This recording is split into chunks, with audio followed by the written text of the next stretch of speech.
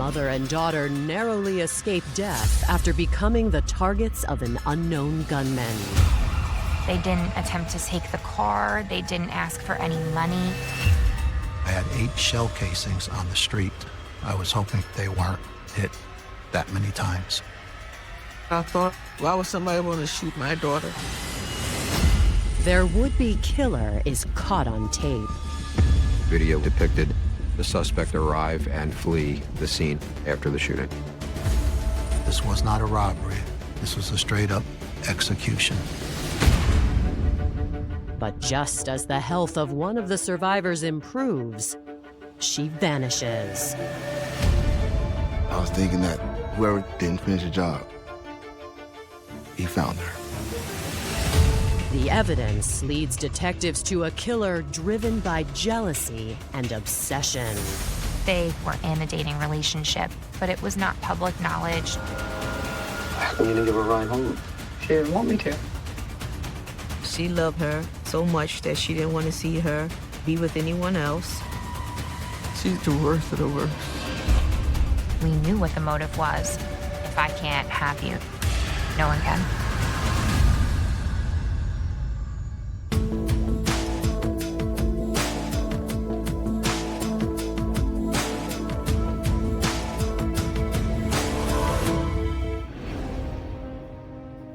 Tuesday, November 24th, 2015. It's a brisk fall evening in Linden, New Jersey, when emergency dispatchers receive a panicked call from a young woman. Hello, 911. Please come to Valley Street, the corner of Valley Street and Clemens Street now, please. We just got shot in the car. At approximately 7:16 p.m., Linden Central Dispatch, via police radio, broadcasted that there were shots fired on the 900 block of Middlesex Street. We got 2 victims here, 2 victims. The occupants of the vehicle were Tarita Julius and their daughter Chanel, who was 15 at the time. Tyrita Julius was the first victim. She's in the driver's seat of that car. She is gravely injured. She had attempted to drive away from the shooting area and then subsequently had crashed the car. Chanel had been hit. She'd been injured, but not as seriously injured as Tyrita clearly was. There were significant gunshot injuries to the torso area of Tyrita Julius. She was in and out of consciousness. They knew that they needed to get medical attention. As Tyrita and Chanel are transported to the hospital, officers scour the scene for evidence to help them piece together what happened. I had 8 shell casings on the street. I was hoping she wasn't hit that many times. One specific neighbor was able to provide information about seeing a large male walking down the street and then eventually running back to a silver SUV-type car. The second witness provided me with basically the same description. Large black man, heavy set. The Linden Police Department canvassed the area for video surveillance recordings, and they were able to identify a video which depicted the suspect arrive and flee the scene after the shooting. The video I recovered was in poor quality. It was very grainy, but you could see that it did fit the description provided by the witnesses. At this point, we canvassed additional areas.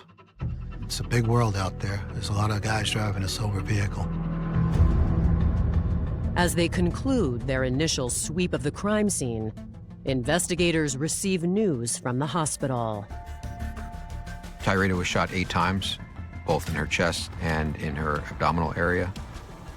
Her injuries were significant. She was ultimately taken into surgery. Police contact the victims' loved ones to inform them of the shooting. My sister called me frantic, yelling, "You have to get to the hospital. Tyrita was shot." Why would somebody want to shoot my daughter? So I just dropped everything, grabbed my coat. Detectives also head to the hospital to speak with those waiting for news on Tyrita and Chanel. It's wildly important to get information about your victims to determine what might be the motivating factor for this type of violence.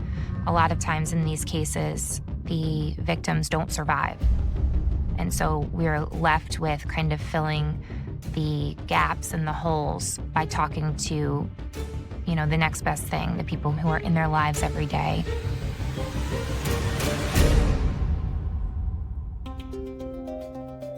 Tyrita Julius was born June 6, 1974, in Elizabeth, New Jersey.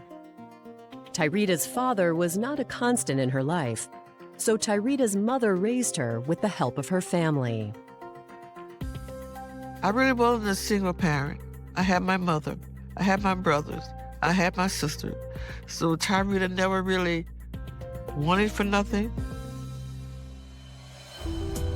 From that strong foundation, Tyrita grew into a confident and charismatic young woman. She's very family-oriented, loved everyone around her, never really had a bad bone of hate in her body for anything. She just always wanted to see everybody around her succeed and just be together. After graduating high school, Tyrita turned her love of caring for people into a career. She was an administrative assistant, office administrator for Rutgers University Hospital. While making plans for her future, she fell for a man named Jamar Colbert. He was basically opposite of her. He was very laid back, low key. He wasn't like the party dance type, He would kind of just chill back with his shades and his drink. Tyrita felt like her and Jamar would be together forever. And she never mentioned marriage, but she always talked about Jamar being her one and only. They dated about maybe a year before she got pregnant. She got pregnant with Dante. Then a couple years after that, she got pregnant with Chanel. She loved the kids more than anything in this world. Dante and Chanel were her first worry about every and anything on this planet. We were a real tight-knit family growing up, My mother's personality was huge, larger than life. While Tyrita thrived as a parent, Jamar struggled with the expectations of fatherhood, and it took a toll on their relationship. They were rocky. Ultimately, she just realized that he just wasn't for her. It wasn't a good fit. And they just decided to end the relationship. Tyrita never shared how tough those times were. She always had a positive outlook and that there was a better outlook on the horizon. She dated after Jamar, and nothing that even compared to him, but I think, her kids were such a focus in her life that dating was just something that came second. She put the work in. She's the service rep at the hospital. She says, Mom, I want to get a big house so all of us can live together. She was getting her life together financially. She was just trying to reach that goal. Now, everything Tyrita has built is at risk as she fights for her life. As Tyrita and her daughter Chanel undergo treatment at the hospital, detectives focus on their witness interviews and the viciousness of the attack to narrow down possible motives. There's no indication that the person attempted to take anything. They didn't attempt to take the car. In my mind, this was not a robbery. This was a straight-up execution. We wanted to know if Tyrita and Chanel had any kind of ongoing disputes with anybody in the neighborhood, family members, or anything that could lead us up to the fact of who would do this to them. Coming up, Tyrita's loved ones provide detectives with some alarming connections. When I heard she was in a motorcycle club, I immediately thought motorcycle gang and thought the worst, right? And a potential motive is revealed. They had displayed elements of jealousy and obsessiveness over Tyrita. There might be that animosity flowing.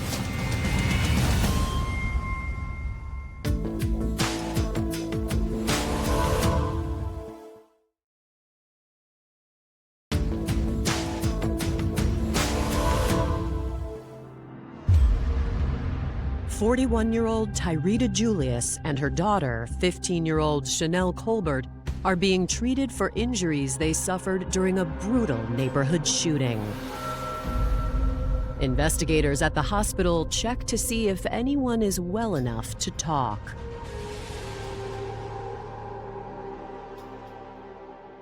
Chanel Colbert, take one marker.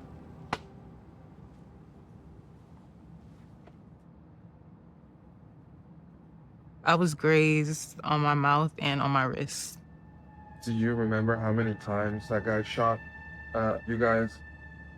I believe it's like 8 or 9 shots. Did you feel like you was lucky to only walk away with just a graze? I felt extremely lucky. Like, extremely lucky.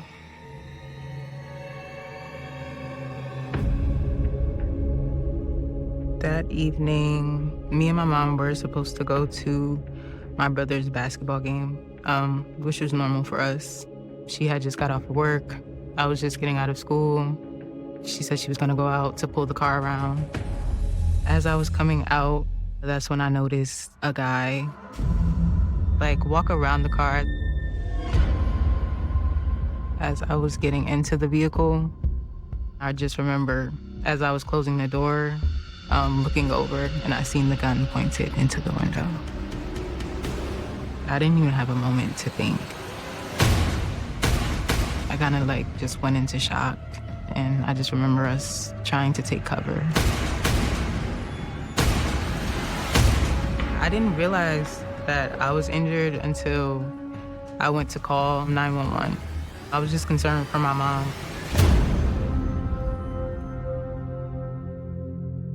Investigators leave her to rest and learn that Tyrita survived her first surgery, but is still in the ICU on a ventilator and therefore unable to talk to them.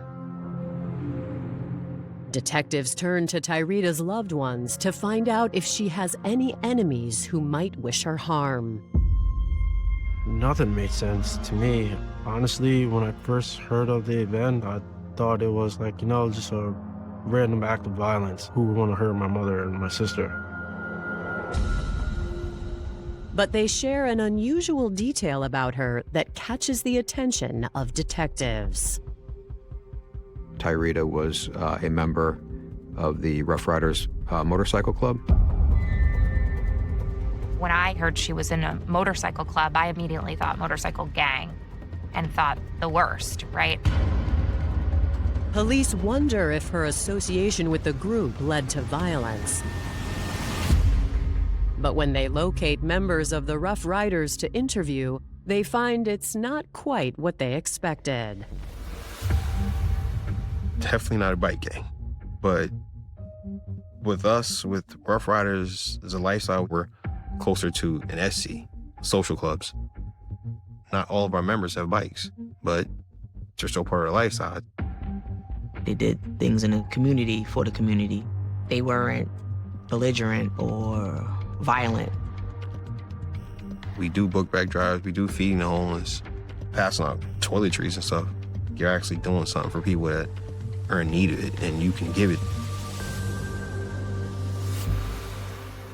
The Rough Riders say Tyrita grew especially close to one member, a woman named Jennifer Sweeney.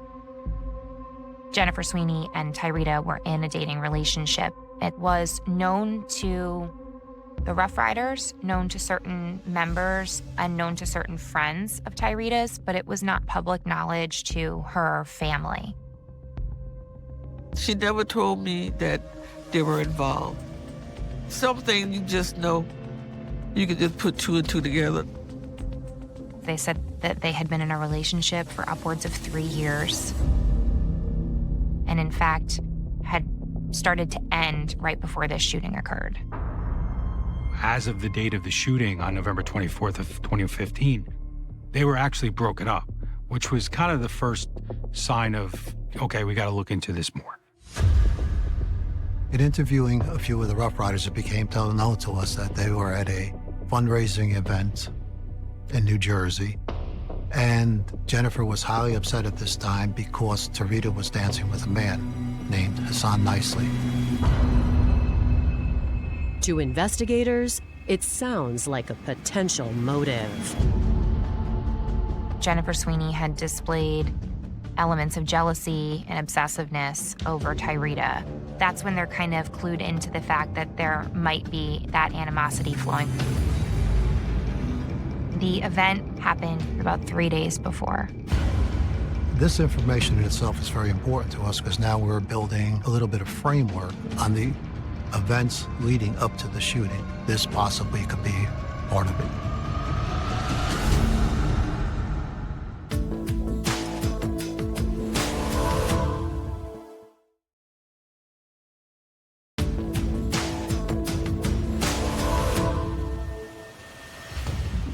New Jersey investigators are looking for the gunman that shot Tyrita Julius and her teenage daughter while they sat in a car outside their home.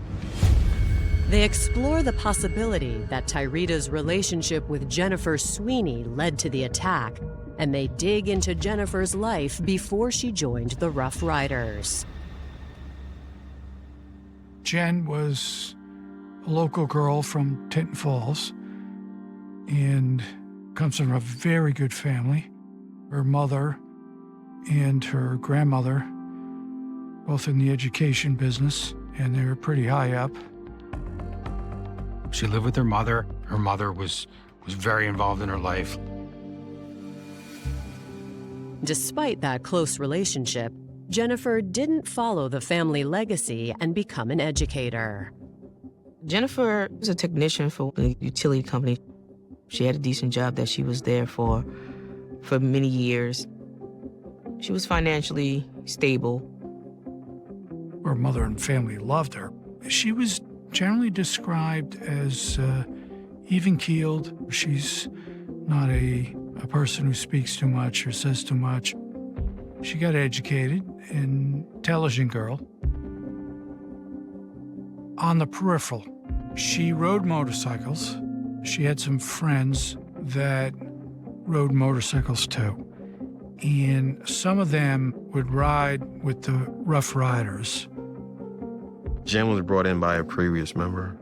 She was quiet. She would keep to herself until she got to know you. We had to get her out of her shell a little bit, you know. But after that, we got to know her, and she was cool. You could talk to her and make jokes.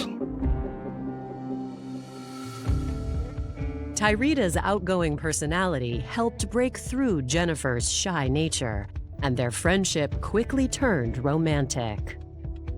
In the beginning, Tyrita, she enjoyed being around Jen. They hung out a lot. So I thought they were just friends, and then they got close. Like, okay, now y'all besties. But after that, I found out, like, oh, you know, okay, cool. Like, it makes sense now, because they was close. They looked great together, you know. That she brought a smile on Jennifer's face. Jennifer made sure she was smiling. However, friends say Jennifer's dependence on Tyrita bordered on obsession, and Tyrita eventually broke things off.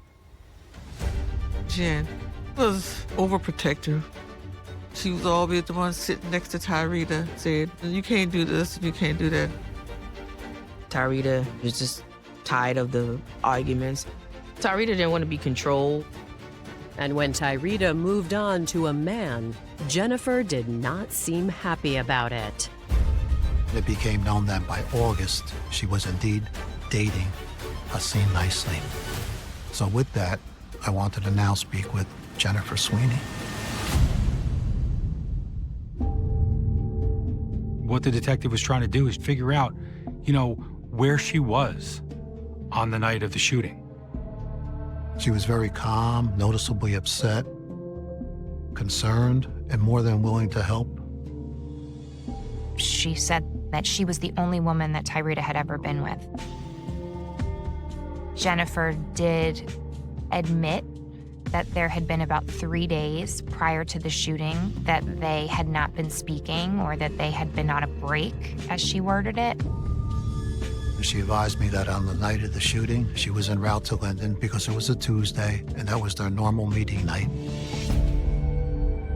She received a phone call from a fellow club member who advised her that Tyrita was shot. They detoured and she went right to the hospital. The timeline puts Jennifer nowhere near the scene of the shooting.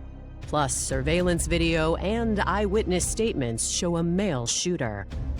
So investigators rule her out for the time being. 10 days after the attack, there is miraculous news from the hospital. Tyrita is awake and is going to survive the shooting. I was there, and first thing she said was, "Where's my kids? How's Chanel?" It was extremely relieving for me. That was just the only thing I wanted to hear, that she made it out and would be okay. Tyrita is also well enough to speak with detectives at the hospital. My initial contact with Tyrita, she had difficulty breathing, she was struggling to speak. So we just went for the basics. Do you have any problems with anybody? Tyrita is open about the tensions in her relationship with Jennifer. At this time, she felt that Jen would not have been behind the shooting. She was just as in the dark as everybody else about who would have wanted her dead. As detectives work to formulate new leads, Tyrita continues her recovery and Jennifer remains by her side. Tyrita felt obligated to have Jen there because she felt like Jen was there for her throughout the whole ordeal. I don't know if they were still romantically there, but she wanted her there, I guess, as a friend. Jennifer would call and tell us updates on her. Jennifer made it seem like she was back. Her and Tyrita was back together because of all the stuff Jennifer was doing with being at the hospital. Jennifer was showing people pictures of engagement rings that she was getting for her. So without Tyrita's input, Jennifer decided that they were back together and told other people that they were together. 39 days after the incident, in January, Tyrita was released from the hospital. She was in not best of condition at this time. It was decided by her family that she was going to go stay at her mom's house. 2 months pass without any progress identifying the shooter. Then, in March 2016, 3.5 months after Tyrita was first shot, the case takes an alarming new turn. Well, my aunt received a phone call that my mom was missing. She had went out and she did not make it back home. Coming up, Tyrita's disappearance renews efforts to identify her shooter. When I came home, she wasn't there. We know that Tyrita is not answering her phone. And a new suspect emerges. You could see his whole demeanor just changed. He was, "Oh, they got me."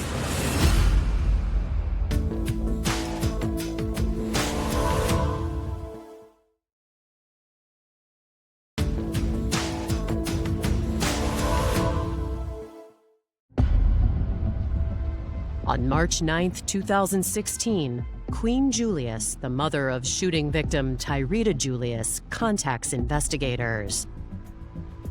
She says that over the past few months, Tyrita's recovery had been difficult. She was very dependent on others. Her arm was stiff, and she really couldn't do nothing for herself. So you have to Cook, feed her, help her bathe. Jen was just there as her partner, you know.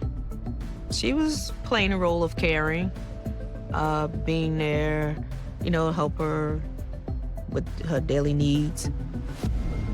But now, Queen is worried something else has happened to her daughter. March the 8th, I got up and I told Tyree before I went to work, I said, get up and move that arm. When I came home, she wasn't there. So I called Jen and I said, Jen, is Tyree with you? She said, no, I dropped her off at the train station. She had dropped her off at the Long Branch train station at approximately 7:02, 7:03 p.m. with the means of taking a 7:17 train back to Linden. Then I asked her, I said, well, why would you drop her off at the train station if you picked her up from home? And she said, well, she told me to drop her off there. We, as an investigative group, found this kind of odd, being that she was recently shot and her shooter has not yet been apprehended. I was thinking that whoever they didn't get got her. The person that didn't finish the job, he found her. It was vitally important to talk to Jennifer Sweeney because she's the last person to have seen her. You went down and picked her up? Mm-hmm. Cool. What time was that about? Like 11:50 something. Jennifer explained that they ran a few errands in the evening hours. Jennifer had driven Tyree to the Long Branch train station to drop her off so that she could return home to Linden. How come you didn't give her a ride home? She didn't want me to. Tyree insisted that she be dropped off as she didn't want to inconvenience Jennifer from having to travel back to her home. What train did she attempt to catch, you think? I think it's the 7:17. I don't pay attention to the time, but that was the next one that came. She indicated that after dropping Tyree off, she went to her friend Donna Hafner's house in Long Branch. Donna was not home at the time, so Jennifer said she remained there for approximately 1 hour with Donna's husband. Jennifer was cooperative and she was committed to assisting us in locating Tyree. While Jennifer is not considered to be a suspect in Tyree's disappearance, investigators want to confirm the details of her statement. We wanted to go back and search her vehicle and her house just to ensure that everything that she had told us was factually accurate. They were able to find a receipt from Ichiban which showed that, you know, they had been there. They were able to corroborate that the two of them went to the DMV together because they had video from inside and everything appeared normal. When detectives follow up with Jennifer's friend, Donna Hafner, she confirms that Jennifer visited her husband that evening, but admits it was very odd. Jennifer did not particularly get along with Donna's husband, Junior. Jennifer ended up awkwardly sitting with Donna's husband for a good amount of time before then leaving. Detectives suspect Jennifer may have been trying to create an alibi for the night of Tyree's disappearance. Our next efforts were focused on reviewing video surveillance recordings in an effort to locate Tyree or Jennifer traveling to the Long Branch train station. The footage ultimately makes extremely clear that neither Jen Sweeney nor Tyree Julius was ever there on March 8th, 2016. Being the last person that saw her alive and then having her give information that is inconsistent with known evidence, that's going to lead them to be suspicious of her.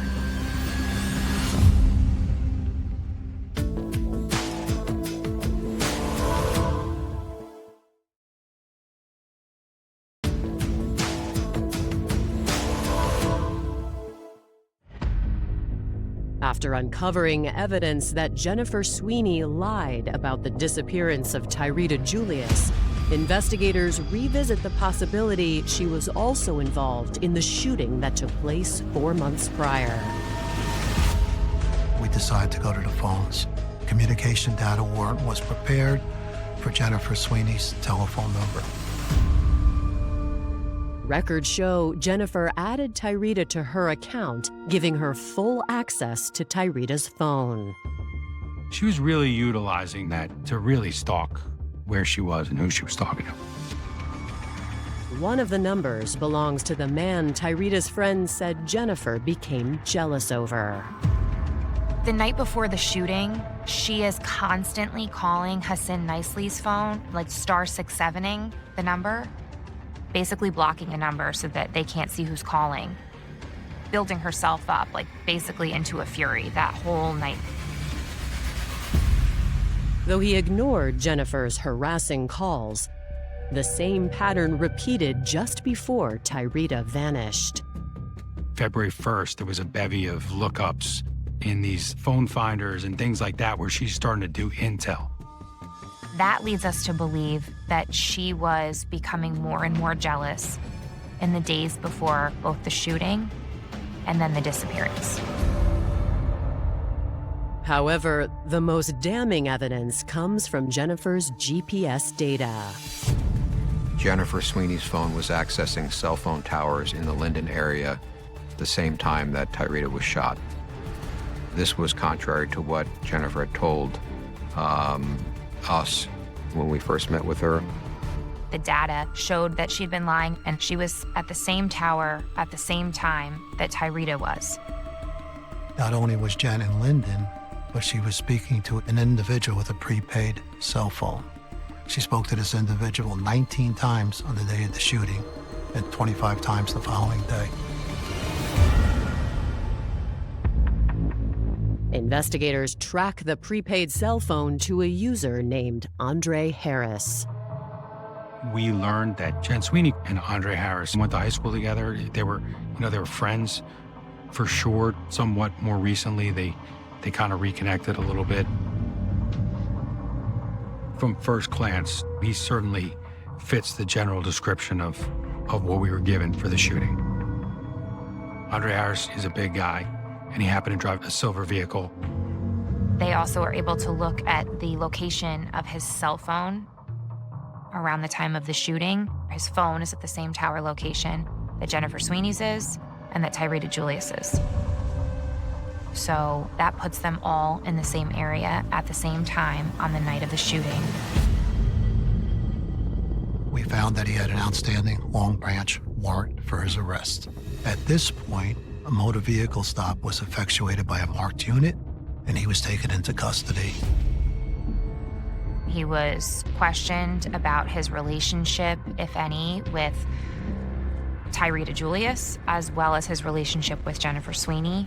And he provides information that he does, in fact, know Jennifer Sweeney. He considers her to be an acquaintance that he's had for a long time. Andre claims he does not know Tyrita and denies the evidence placing him near the scene of the shooting. While interviewing Andre, there were search warrants prepared for Andre, his vehicle, and his residence. The field team was out there. We received a phone call advising that they had located human remains in the yard of Andre's residence. Once myself and Detective Mikolajczyk were informed about the information, and we were then able to confront Andre Harris. You could see his whole demeanor just changed. He was, oh, they got me. While Andre initially denied having any information, he ultimately confessed it was Tyrita Julius's remains that were buried on his property. Andre admits to being the gunman in the shooting 9 months earlier, but insists Jennifer is the one who killed Tyrita. He said on the evening of the homicide, Jen appeared at his door. She had called him shortly before, saying, hey, gonna stop by. This was highly unusual because he tells me he tries to keep his distance from Jennifer. She asked him for a cord. She gives him apparently the explanation she's having issues with her trunk. so he supplies her with a white electrical cord. She took the cord and went back to her vehicle, where she remained for several minutes. He's wondering what Jen's doing out there. He exited his home, and at this time, he noticed that Tarita was in the front seat with an electrical cord wrapped around her neck. Jen is now pointing a gun at him, demanding he dig a grave. The details Andre provides are vague, but evidence from the gravesite seems to confirm his statement. Tarita is found inside two trash bags, and the electrical cord was still wrapped around her neck. He has no known connection or really anything to do with Tarita Julius, which tells us that the motive is still lying with Jennifer Sweeney. Now we're thinking, why would Jen kill Tarita in such a fashion? Because Jen's intention was to propose to Tarita. She also wanted Tarita to move in with her, but Tarita wasn't quite ready for this yet because she wasn't healthy.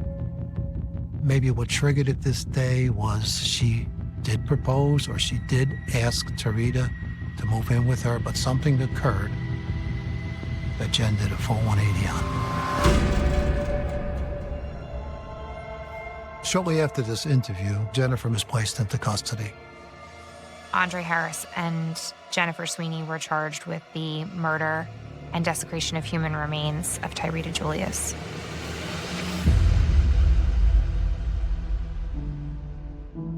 When they told us that they found Tarita, I just held my brother. I just couldn't even think at that point in time. I just felt numb.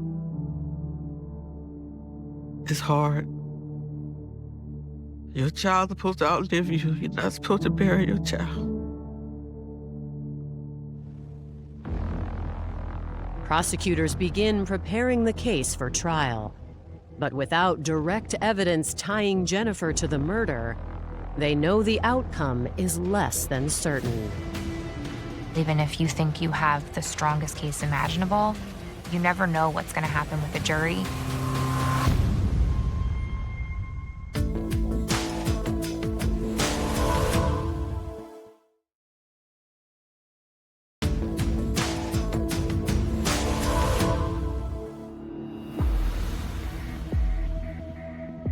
Following his arrest, Andre Harris, the confessed shooter of Tarita Julius and Chanel Colbert, accepts a plea deal in exchange for his testimony against Jennifer Sweeney. He pled guilty to the attempted murder of Tarita Julius, and he was sentenced to 16 years of New Jersey State Prison.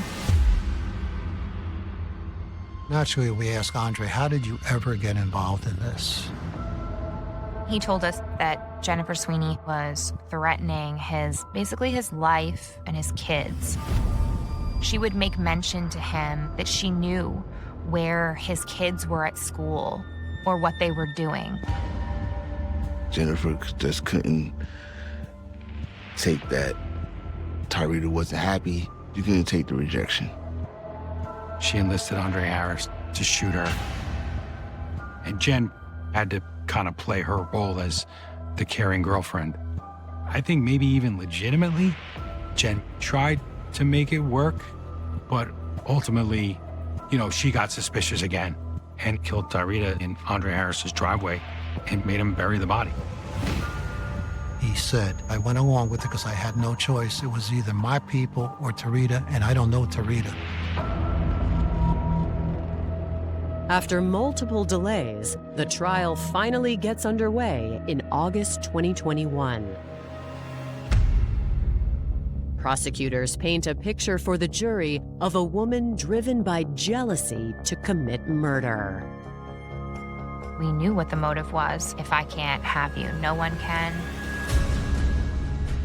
She did plan on proposing. She had showed several of her friends an engagement ring she wanted. But Tarita was moving on. Jennifer snapped because she loved Tarita so much that she didn't want to see her be with anyone else. She was that jealous, and she couldn't handle her moving on.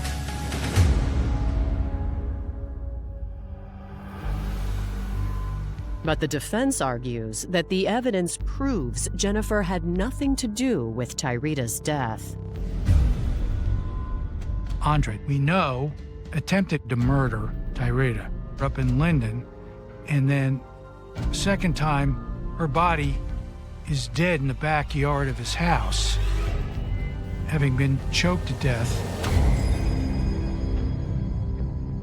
Our theory was that Andre was jealous of Tyrita because he wanted to have a relationship with Jen. So he was wiping out the competition.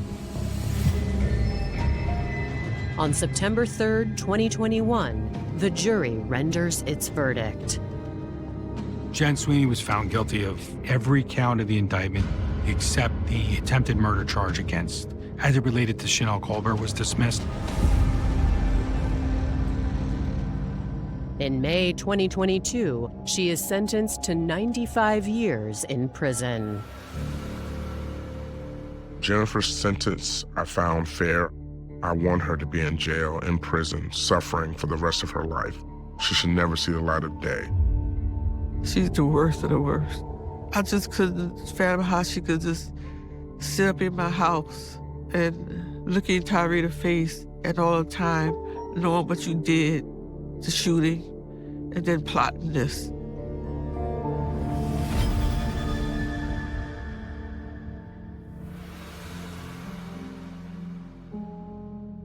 My mom was like the glue. She made sure we stayed in contact with each other.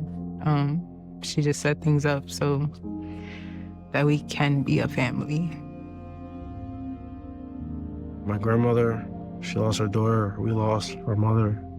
It's a huge loss, you know what I mean? And all for what? For nothing. For nothing. My cousin asked me one time, well, how can we get the old you back? And I told him, that part is gone. I don't think that part is ever coming back.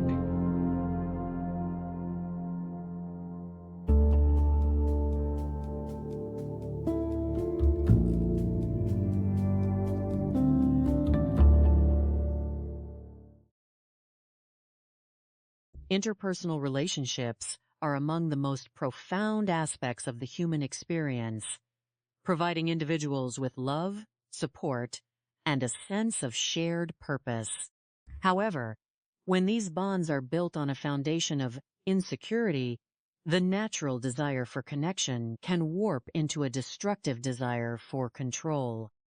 This psychological transformation is often the root cause of domestic tragedies, where one partner begins to view the other not as an independent person with free will, but as personal property. The psychological progression from affection to obsession is a gradual and insidious process. It often begins with subtle behaviors that are easily mistaken for intense care, such as frequent check-ins, overprotectiveness, and a desire to spend every moment together. Over time, these actions can escalate into surveillance, isolation, and attempts to dictate the partner actions, associations, and personal choices. When the target of this behavior attempts to reclaim their independence and establish healthy boundaries, the obsessive individual may experience a profound threat to their sense of control. Unable to cope with the reality of rejection or the prospect of the other person moving on, the perpetrator may resort to extreme measures, driven by the toxic and irrational belief that if they cannot possess the object of their affection, then no one else should be permitted to do so either. These tragic cases occur with alarming frequency in societies across the world, highlighting a deeper need to understand the social and psychological dynamics at play. Often, individuals who exhibit obsessive behaviors suffer from deep-seated insecurities, unresolved trauma, or personality traits that make it difficult for them to process emotional conflict in a healthy manner.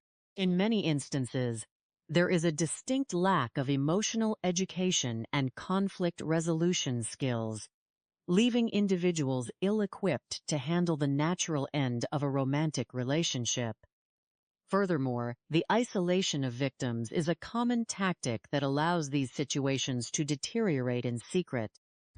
Perpetrators often seek to cut their partners off from support networks, including family members, friends, and community groups, making it incredibly difficult for the victim to seek assistance or recognize the severity of the danger they face.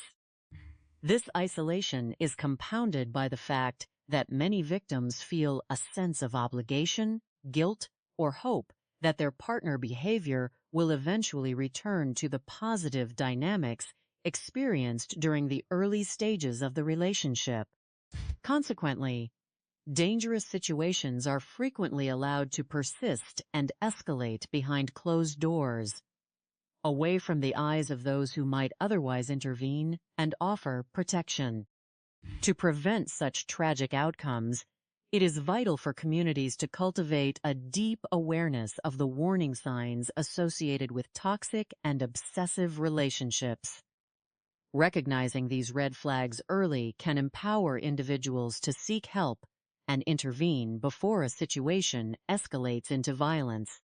One of the primary indicators of a dangerous dynamic is excessive and irrational jealousy, where a partner becomes highly suspicious of normal interactions with friends, coworkers, or family members. This jealousy is often accompanied by coercive control, which includes monitoring communications, demanding access to personal accounts, and expressing anger when the other person attempts to engage in independent activities. Another critical warning sign is the rapid acceleration of the relationship, where one individual pushes for commitment, cohabitation, or shared financial obligations far quicker than is normal or comfortable. When these behaviors are present, it is essential for friends and family members to offer unconditional support, ensuring that the individual experiencing the control knows they have a safe place to turn. Educational initiatives focused on healthy relationship dynamics, emotional intelligence, and respect for personal autonomy are crucial tools in dismantling the cultural and psychological patterns that allow obsessive control to flourish. When these situations do deteriorate into criminal acts, law enforcement agencies must rely on a sophisticated array of investigative techniques to uncover the truth and secure justice. In the modern era, the physical evidence collected at a crime scene represents only a portion of the narrative. Investigators must increasingly rely on digital forensics, which have become the cornerstone of successful criminal prosecutions. The digital footprint left behind by individuals in their daily lives provides an objective, chronological, and highly detailed record of their movements, communications, and associations. By securing communication data warrants, police can analyze text messages, call logs, and internet search histories to establish motives and uncover pre-planned conspiracies. Furthermore, cellular tower triangulation allows investigators to track the geographical location of mobile devices, placing suspects at critical locations at specific times. This scientific evidence is incredibly difficult for defendants to dispute in a court of law, as it bypasses the fallibility of human memory and the fabrications of dishonest alibis. To expedite these investigations and catch perpetrators faster, law enforcement agencies can adopt several proactive strategies. First, the rapid triage of digital evidence is essential. In the critical hours following a disappearance or a violent incident, having dedicated digital forensic technicians work alongside field investigators can produce immediate leads, allowing police to locate victims or apprehend suspects before evidence can be destroyed. Second, strong interagency cooperation is vital. Criminal activities frequently cross municipal and county lines, and a seamless flow of information between local police departments, county prosecutors, and state authorities ensures that no detail is overlooked. Third, building trust within the community is paramount. When residents feel comfortable cooperating with law enforcement, they are far more likely to provide timely tips, identify suspect vehicles, and share home surveillance footage that can prove instrumental in solving a case. Finally, establishing proactive domestic violence response teams that monitor at-risk situations can help identify patterns of coercive control and stalking before they culminate in irreversible tragedies. The devastating consequences of unchecked obsession are starkly illustrated by the tragic events that unfolded in New Jersey, beginning in the late autumn of the year 2015. Tyrita Julius was a vibrant and resilient 41-year-old woman living in the city of Linden, New Jersey.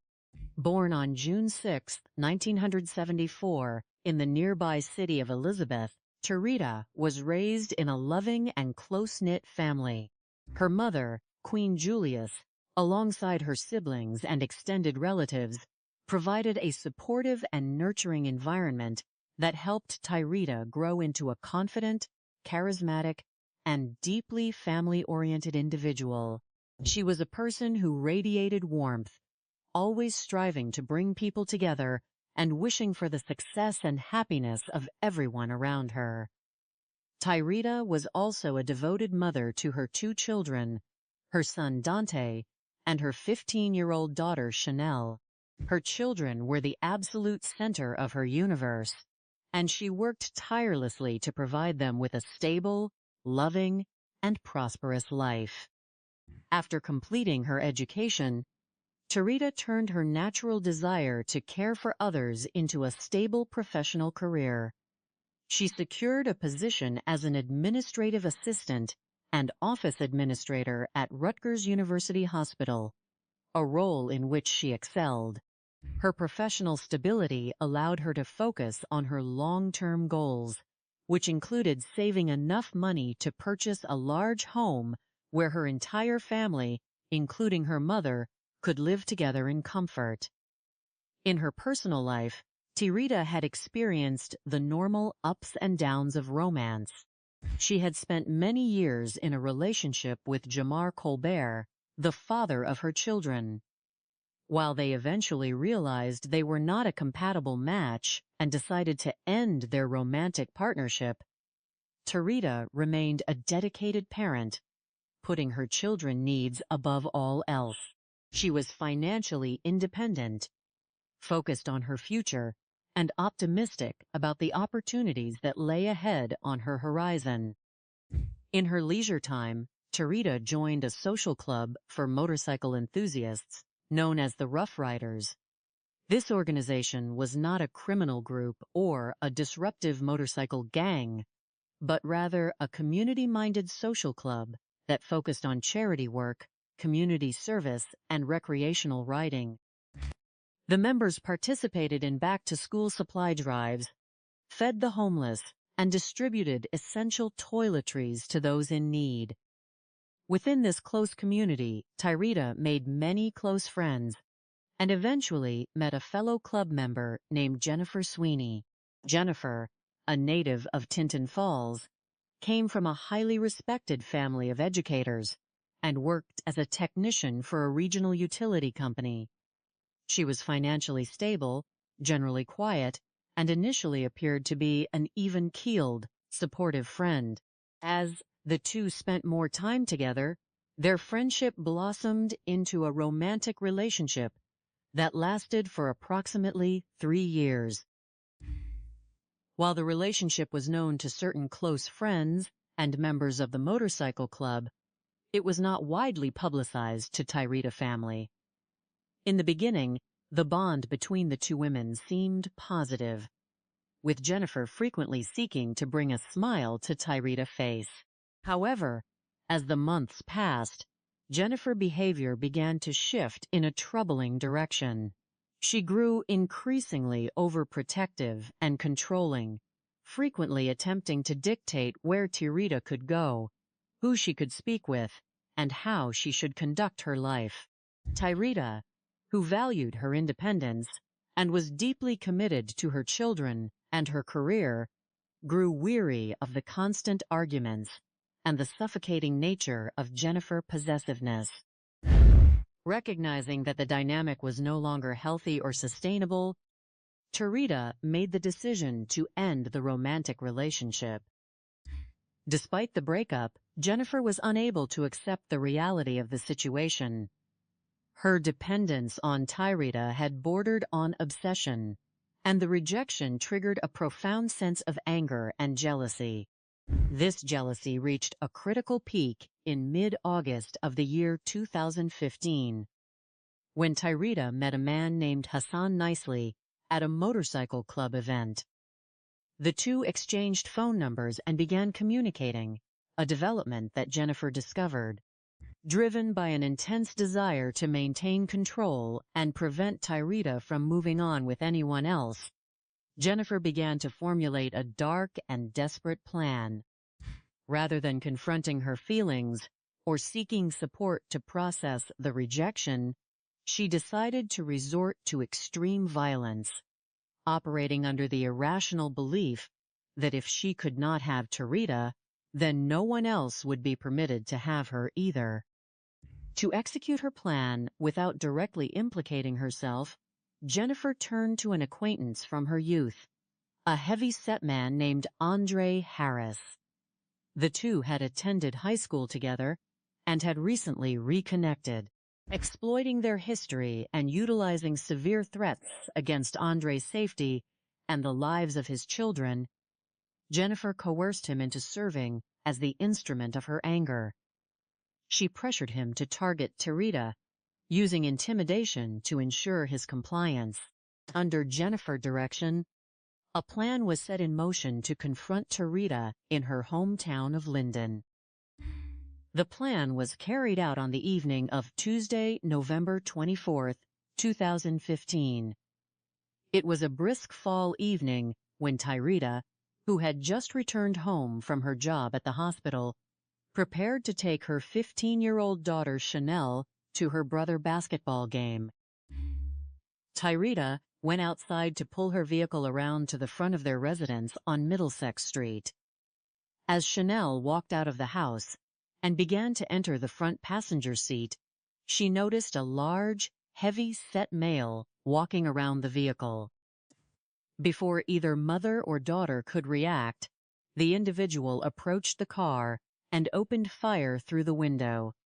The sudden burst of violence left both victims in a state of absolute shock as they desperately tried to take cover within the cabin of the vehicle. In the chaos, Tirita managed to drive the vehicle away from the immediate area of the shooting, but due to her severe injuries, she subsequently lost control and crashed the car into a nearby utility pole. Emergency dispatchers received a frantic call from Chanel at approximately 7:16 in the evening, reporting that they had been shot inside their vehicle. Officers from the Linden Police Department arrived quickly at the scene, finding a grim situation.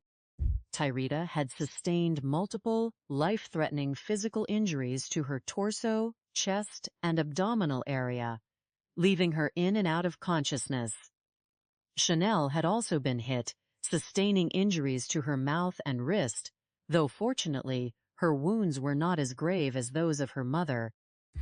Both victims were immediately rushed to a local hospital for emergency medical treatment. At the crime scene, investigators began their meticulous search for evidence, recovering 8 shell casings from the street. They also canvassed the neighborhood, interviewing residents who lived near the site of the shooting. 2 separate witnesses provided a matching description of the suspect, describing a large, heavy-set male who had been seen walking down the street before running back to a silver sport utility vehicle and fleeing the area. Detectives recovered security footage from a nearby surveillance camera. Although the video was grainy and of poor quality, it confirmed the witnesses' observations, showing a vehicle and suspect that matched the descriptions perfectly. While Tirita underwent emergency surgery and was placed on a ventilator in the intensive care unit, detectives worked to identify a motive. The nature of the attack made it clear that this was not a simple robbery or a random act of street crime. No attempt had been made to steal the vehicle or demand money. It was an execution-style assault, intended to end the lives of the occupants. Investigators began interviewing Tirita loved ones and friends to determine if she had any enemies or ongoing disputes. During these interviews, they learned of her membership in the Rough Riders Motorcycle Club and her close relationship with Jennifer Sweeney. When interviewed by detectives, Jennifer appeared deeply concerned and eager to assist. She admitted that she and Tirita had dated for several years, but claimed they were currently on a brief break. She provided an alibi for the night of the shooting, stating that she had been traveling to Linden for their regular weekly meeting when she received a phone call from a fellow club member informing her of the tragedy, prompting her to detour directly to the hospital. Because the physical description of the shooter was a large male, and Jennifer's alibi seemed plausible at the time, investigators did not immediately focus on her as a primary suspect, though they continued to gather information. 10 days after the shooting, Tirita miraculously regained consciousness. Although she was weak and struggled to breathe, her first concern was for the safety and well-being of her daughter. When detectives questioned her about the incident, she expressed that she had no idea who would want to harm her and stated she did not believe Jennifer was capable of such an act. Over the next several weeks, Tirita began a long and difficult physical recovery. Throughout this period, Jennifer remained constantly by her side at the hospital, presenting herself as a devoted and caring partner. To mutual friends and family, Jennifer showed pictures of engagement rings, claiming that she and Tirita were planning to marry, effectively fabricating a narrative that they were back together. Despite Tirita's physical vulnerability and lack of explicit consent, in January of the year 2016, 39 days after the shooting, Tirita was discharged from the hospital because she required extensive daily care, including assistance with bathing, cooking, and physical therapy for her limited mobility. She moved into her mother home. Jennifer continued to visit frequently, playing the role of a supportive partner and assisting with Tirita's daily needs. However, the peace was short-lived. On the evening of Tuesday, March 8, 2016, Tirita went out with Jennifer to run errands. When she did not return home, her family became deeply concerned. The following morning, March 9, 2016, Queen Julius contacted Jennifer to ask where her daughter was.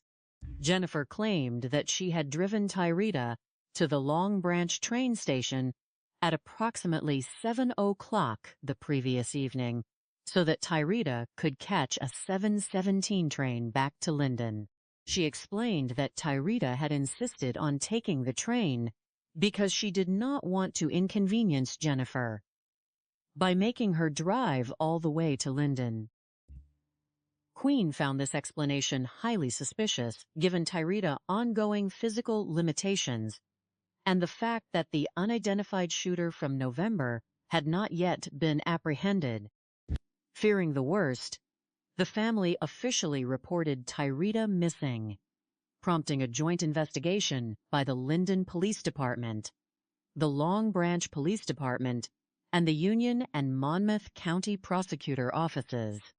Investigators immediately prioritized interviewing Jennifer as she was the last known person to have seen Tarita alive.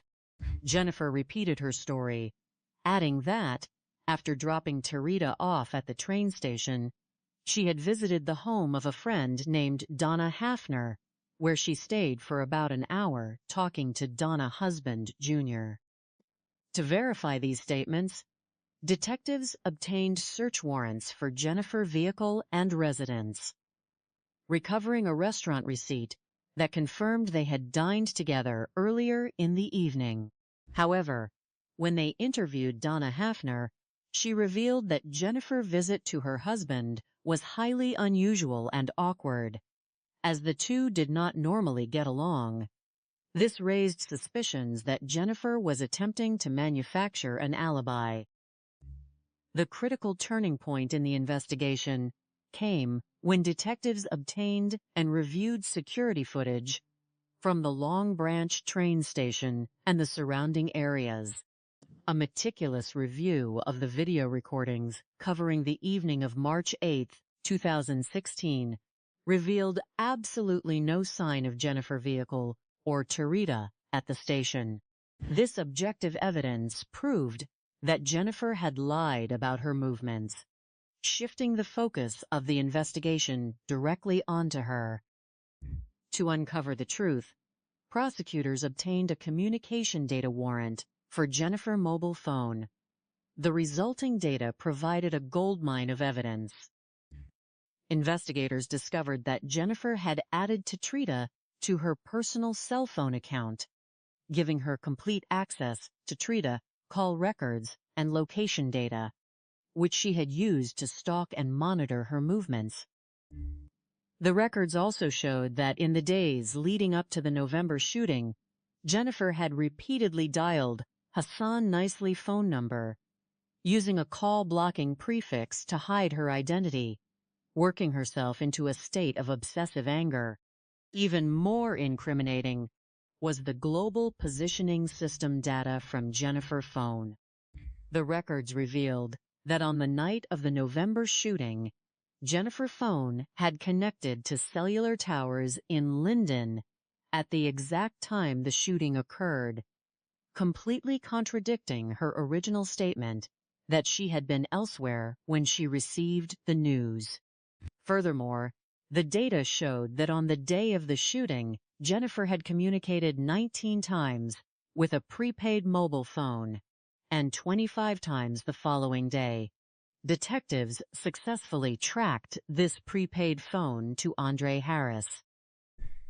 With this crucial link established, investigators discovered that Andre Harris fit the physical description of the shooter and owned a silver sport utility vehicle matching the one seen in the surveillance footage. Cellular data placed Andre's phone at the same location as Jennifer and Tarita on the night of the shooting. Discovering that Andre had an active municipal warrant for his arrest, law enforcement officers conducted a targeted vehicle stop and took him into custody. While Andre was being questioned, search teams executed warrants at his residence on Jolene Avenue in Long Branch. During the search of the backyard, investigators made a discovery, locating human remains buried in a shallow grave. When confronted with this development during his interrogation, Andre's demeanor changed entirely, and he confessed that the remains belonged to Tarita Julius. Andre proceeded to provide a detailed confession of his involvement. He admitted to being the gunman in the November shooting, explaining that he had acted under extreme pressure and threats from Jennifer. He then described the events of March 8, 2016. He stated that Jennifer had arrived at his home unexpectedly, requesting an electrical cord under the pretense of securing her vehicle trunk. Instead, she used the cord to interfere with Tarita breathing while she sat in the front seat of the vehicle, resulting in her death. Jennifer then forced Andre at gunpoint to help conceal the crime by burying the remains in his backyard. The physical evidence at the gravesite corroborated Andre's statement, as Tarita was found wrapped in garbage bags with the electrical cord still present. Jennifer was subsequently arrested, and both individuals were charged with murder, conspiracy, and desecration of human remains. Although the defense argued during the August 2021 trial that Andre had acted alone out of personal jealousy, the extensive digital evidence and Andre testimony secured a conviction. On September 3, 2021, the jury found Jennifer Sweeney guilty on multiple counts, including first-degree murder. In May of the year 2022, she was sentenced to 95 years in state prison. This tragic case offers profound lessons for families, communities, and law enforcement. For individuals, it underscores the vital importance of recognizing the early signs of coercive control and seeking professional assistance to safely exit toxic relationships. For law enforcement, the successful resolution of this case highlights the power of digital forensics, interagency collaboration, and meticulous alibi verification in bringing even the most calculated criminals to justice. While the loss of Tyrita Julius left an irreplaceable void in the lives of her mother, children, and friends, the relentless pursuit of truth by investigators ensured that justice ultimately prevailed, sending a powerful message that love must never be confused with ownership and that the truth will always find a way to light. On a cool and quiet autumn evening in the city of Linden, New Jersey, the peace of a peaceful residential neighborhood was suddenly shattered by the sound of rapid gunfire. It was Tuesday, the 24th of November, in the year 2015, when the local emergency dispatch center received a frantic call from a young woman. The caller was terrified, reporting that she and her mother had been targeted by gunfire while sitting in their vehicle. The incident took place at approximately 7:16 in the evening on the 900 block of Middlesex Street, a location that would quickly become the focal point of a complex and intensive investigation. When local law enforcement officers arrived at the scene, they discovered a crashed vehicle. The driver, a 41-year-old woman named Tyrita Julius, had attempted to flee the immediate danger after the physical attack began, but her severe physical injuries caused her to lose control of the car and collide with a nearby object. In the passenger seat was her 15-year-old daughter, Chanel Colbert, who had also been impacted by the event. While the teenager had miraculously survived, capte hot minor physical harm, including grazes to her wrist and face, Tyrita had suffered severe physical trauma to her torso and was slipping in and out of consciousness. First responders immediately prioritized medical attention, transporting both victims to a nearby hospital where medical professionals worked urgently to stabilize Tyrita, who had to undergo immediate life-saving surgery. Back at the scene of the incident, investigators began the meticulous process of gathering physical evidence and interviewing witnesses. On the cold street, detectives recovered 8 physical shell casings, a clear indication that this was not a random act of intimidation, but a highly focused attempt on the lives of the occupants. A neighborhood canvass yielded crucial initial descriptions. One resident reported seeing a large individual, described as a heavy-set man, walking down the street before running back toward a silver sport utility vehicle and speeding away. A second witness corroborated this description, providing investigators with a consistent image of the suspect and the vehicle used to escape. To find additional clues, the Linden Police Department searched for local security cameras.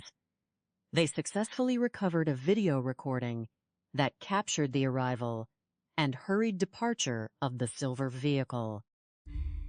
Although the footage was grainy and lacked high-definition clarity. The physical silhouette of the suspect and the profile of the vehicle matched the accounts provided by the neighborhood witnesses. Despite this progress, the detectives canave kept that finding a single silver vehicle in a vast and densely populated metropolitan area would be an immense challenge without more specific information. They needed to determine the underlying motive behind such a targeted and aggressive act. As Tereda remained in critical condition in the intensive care unit, connected to a ventilator and unable to speak, detectives reached out to her family and close acquaintances. In cases of sudden and targeted violence where robbery is clearly ruled out, since the attacker made no attempt to take the vehicle, demanding no money or personal belongings, investigators must look deep into the victim's personal life to find potential conflicts. Tereda's family was devastated and bewildered by the event. Her mother, Queen, and her sister rushed to the hospital, unable to comprehend why anyone would want to harm Tereda. A woman known for her warm, generous, and family-oriented nature. Through conversations with those closest to her, detectives began to piece together a portrait of Tereda Seth's life. Born on June 6, in the year 1974, in Elizabeth, New Jersey, Tereda was raised in a supportive, close-knit single-parent household. Supported by her mother, sister, and brothers, she grew up to be a charismatic and confident individual who constantly sought to help those around her succeed. After completing her education, she dedicated her career to helping others, working as an office administrator for Rutgers University Hospital. In her personal life, Tereda had previously been in a long-term relationship with a man named Jamar Colbert. Although they had 2 children together, Dante and Chanel, the relationship eventually ended amicably as they realized they were not compatible. Tereda focused her energy on raising her children and building a stable financial future, expressing a desire to purchase a large home where her extended family could live together. While she occasionally dated, her primary focus remained her family and her professional life. As investigators searched for any potential disputes, a unique detail emerged. Tereda was an active member of an organization known as the Rough Riders. While the name initially conjured images of an aggressive group, detectives quickly learned that the organization was actually a benevolent community social club. Members of the club, both with and without motorcycles, participated regularly in charitable events, such as organizing school supply drives, feeding those in need, and distributing basic necessities to vulnerable populations. The members were deeply integrated into the local community and did not engage in unlawful conflicts. However, the social club did provide a vital piece of information regarding Tereda's personal life. Investigators discovered that Tereda had been in a quiet, private relationship with another member of the club, a woman named Jennifer Sweeney. While the relationship had lasted for approximately 3 years, it was kept private from Tereda's family and was only known to a select group of close friends within the club. Crucially, members revealed that the relationship had become increasingly strained and had officially ended shortly before the shooting occurred in November. According to several associates, Jennifer had exhibited signs of intense jealousy and possessiveness during their time together. An incident occurred just 3 days prior to the shooting at a community fundraising event where Jennifer became highly upset after witnessing Tereda dancing. Ve Keptehat, another associate named Hassan Nicely. This public display of distress and anger stood out to those in attendance and provided investigators with their first tangible lead, suggesting a motive driven by rejection and relational conflict. To understand this dynamic, detectives looked closer at Jennifer's background. She was a resident of Tinton Falls, coming from a respected family of educators. Jennifer was stably employed as a technician for a local utility company, possessed a consistent income, and was generally described by acquaintances as a quiet, reserved individual who kept to herself. However, beneath this calm exterior lay a deep, almost obsessive reliance on Tereda. Friends noted that Jennifer often tried to control Tereda's social interactions, leading to frequent arguments that ultimately prompted Tereda to end the relationship and attempt to move on. When detectives initially interviewed Jennifer, she appeared calm, cooperative, and deeply concerned for Tereda's well-being. She admitted that they had been experiencing a period of distance in the days leading up to the shooting, but claimed that she was on her way to Linden for a routine weekly meeting when she received a call from a fellow club member informing her of the tragedy. She explained that she immediately diverted her route to the hospital to support Tereda's family.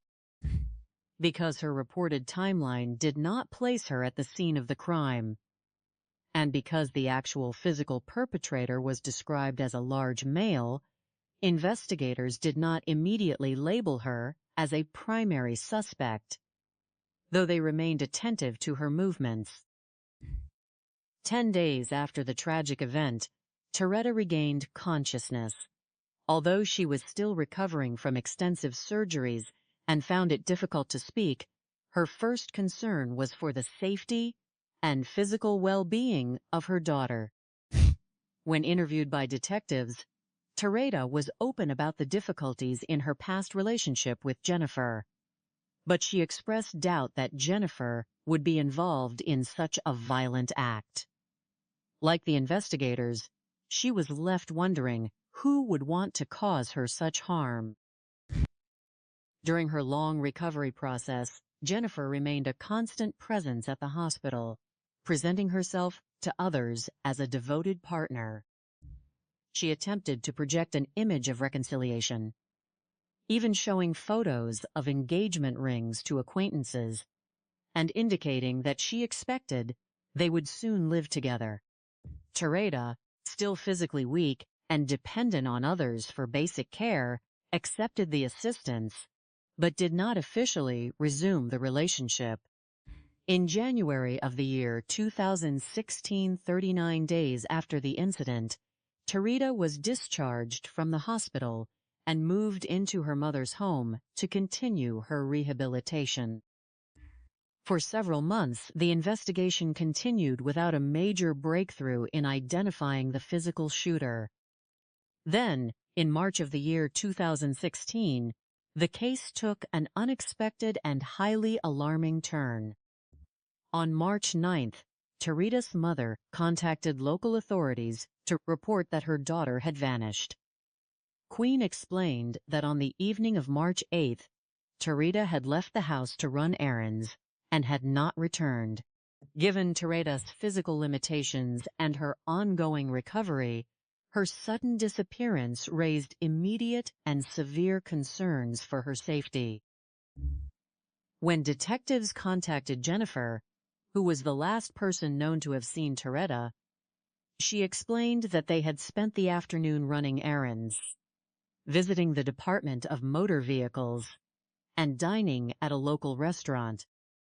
Jennifer claimed that at approximately 7 in the evening, she had dropped Tereda off at the Long Branch train station so that Tereda could take a 7:17 train back to Linden. Jennifer stated that Tereda had insisted on taking the train to avoid causing her partner the inconvenience of a long drive. After the drop-off, Jennifer claimed she went to visit a friend, remaining at the friend's residence for about an hour to talk with the friend's husband. To verify this account, investigators immediately began a detailed review of physical and digital evidence. They confirmed the visits to the local businesses and the motor vehicle department through transactions and security footage, which showed the two women acting normally. However, when detectives interviewed Jennifer's friend and her husband, the details began to look suspicious. The friend's husband noted that Jennifer's visit was highly unusual and unexpected, as they did not share a close relationship, and her presence felt forced and awkward, as if she were deliberately trying to establish a physical record of her whereabouts. The definitive breakthrough came when investigators obtained and analyzed the surveillance video recordings from the Long Branch train station and the surrounding transit areas. After reviewing hours of footage from the evening of March 8th, detectives confirmed that neither Jennifer S. vehicle nor Tarita had ever arrived at the station. Jennifer S. detailed account of the drop-off was entirely fabricated. Faced with a clear falsehood from the last person to see the missing woman, the investigative team shifted their focus entirely toward Jennifer. They obtained authorization to access her mobile phone records, discovering a complex web of digital surveillance. Jennifer had added Tarita to her personal communication account, giving her complete access to monitor Tarita's incoming and outgoing communications. The records showed that Jennifer had been using this access to monitor who Tarita was contacting, specifically focusing on individuals like Hassan Nicely. In the days preceding both the November shooting and the March disappearance, Jennifer had repeatedly used call-blocking techniques to harass these contacts, indicating an escalating state of distress and possessiveness. Furthermore, geographical location data from Jennifer's phone dismantled her original alibi for the night of the shooting. The digital records placed her phone in the immediate vicinity of the Linden cell towers at MOF, the exact time Tarita and her daughter were attacked in November of the year 2015. This placed her directly at the scene, contradicting her initial statement that she was traveling from a different location.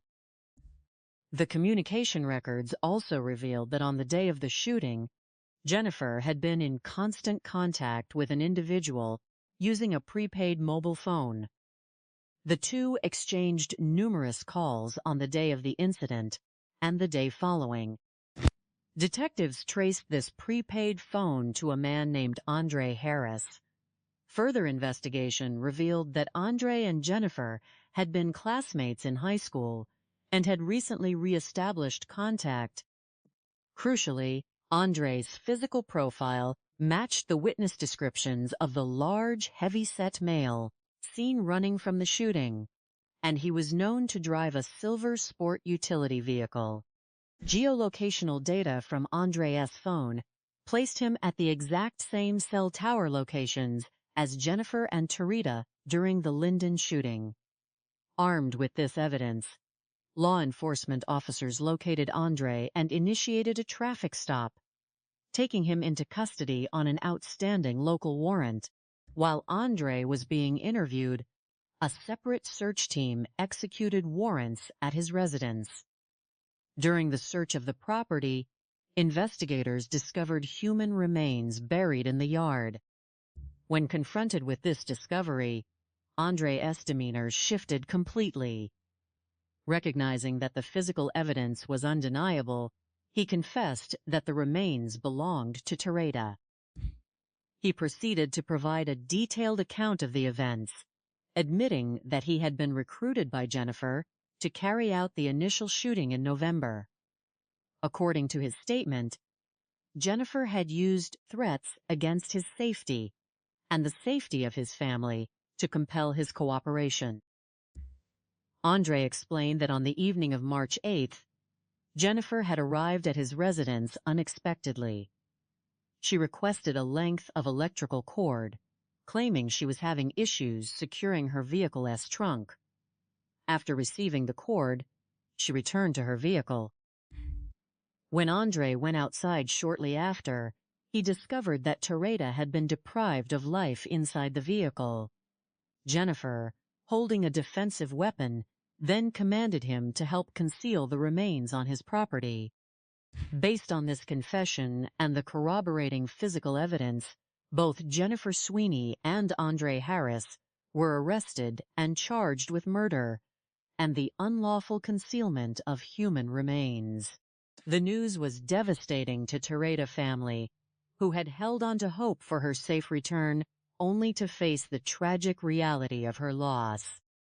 In preparation for the legal proceedings, the prosecutions constructed a comprehensive case.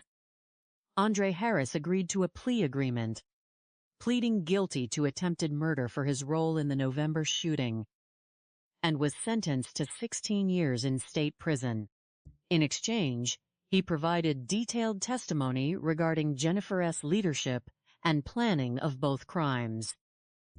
The trial of Jennifer Sweeney commenced in August of the year 2021. The prosecution presented a clear narrative of a tragic event driven by extreme jealousy, control, and an inability to accept the end of a relationship. The defense attempted to argue that Andre was acting independently due to his own personal motives, but the digital forensic evidence, including the geolocational data and the extensive communication records, left no doubt about Jennifer's central role in organizing and executing the entire plot. On September 3rd in the year 2021, the jury returned a guilty verdict on all primary counts, including murder and the desecration of remains. In May of the year 2022, Jennifer was sentenced to 95 years in state prison, ensuring she would remain held accountable for her actions for the rest of her life. This tragic case offers profound insights into Beote hot human behavior and the processes of modern justice. From a psychological standpoint, it highlights the extreme dangers of possessive and controlling behaviors within relationships. The desire to dominate another individual, characterized by covert monitoring, digital stalking, and an inability to accept personal boundaries, can escalate into devastating outcomes. Educating communities to recognize these early warning signs of extreme relational possessiveness is essential in preventing similar tragedies. Open communication, kipaihat, trusted family members, and seeking support from professional resources when attempting to exit a controlling relationship are vital steps in ensuring personal safety. For law enforcement, the resolution of this case underscores the vital importance of digital forensics, meticulous geographical tracking, and the thorough verification of all witness and suspect statements. By systematically comparing physical statements against objective data, such as transit videos and cell tower records, investigators were able to dismantle a fabricated alibi and bring those responsible to justice. Ultimately, this story serves as a sober reminder of the value of human life, the resilience of families facing immense grief, and the quiet, persistent dedication of those who work to uphold the law and ensure that truth prevails. The human desire for connection, companionship, and love is one of the most fundamental aspects of our existence. Yet, when these natural yearnings are corrupted by insecurity, possessiveness, and an inability to accept boundaries, they can transform into forces of immense destruction. The tragedy of Tyreda Julius and her family stands as a profound and sobering reminder of how a relationship built on hidden obsession can lead to a devastating series of events. This case, which unfolded in the quiet neighborhoods of New Jersey, illustrates the intricate challenges faced by law enforcement, the profound resilience of victims and their families, and the ultimate triumph of justice when confronted with calculated deception. By examining the psychological mechanisms that drive such behavior, the investigative techniques that unraveled a complex web of lies, and the broader societal lessons embedded in this narrative, we can gain a deeper understanding of how to protect our communities and foster healthier interpersonal dynamics. On the chilly evening of Tuesday, November 24, 2015, the peace of a residential neighborhood in Linden, New Jersey, was shattered by a sudden outbreak of violence. At approximately 7:16 post-meridiem, emergency dispatchers received a frantic call from a terrified young woman, reporting that she and her mother had been targeted by an armed assailant while sitting inside their vehicle. The vehicle, located on the 900 block of Middlesex Street, had become the focal point of a sudden and seemingly unprovoked assault.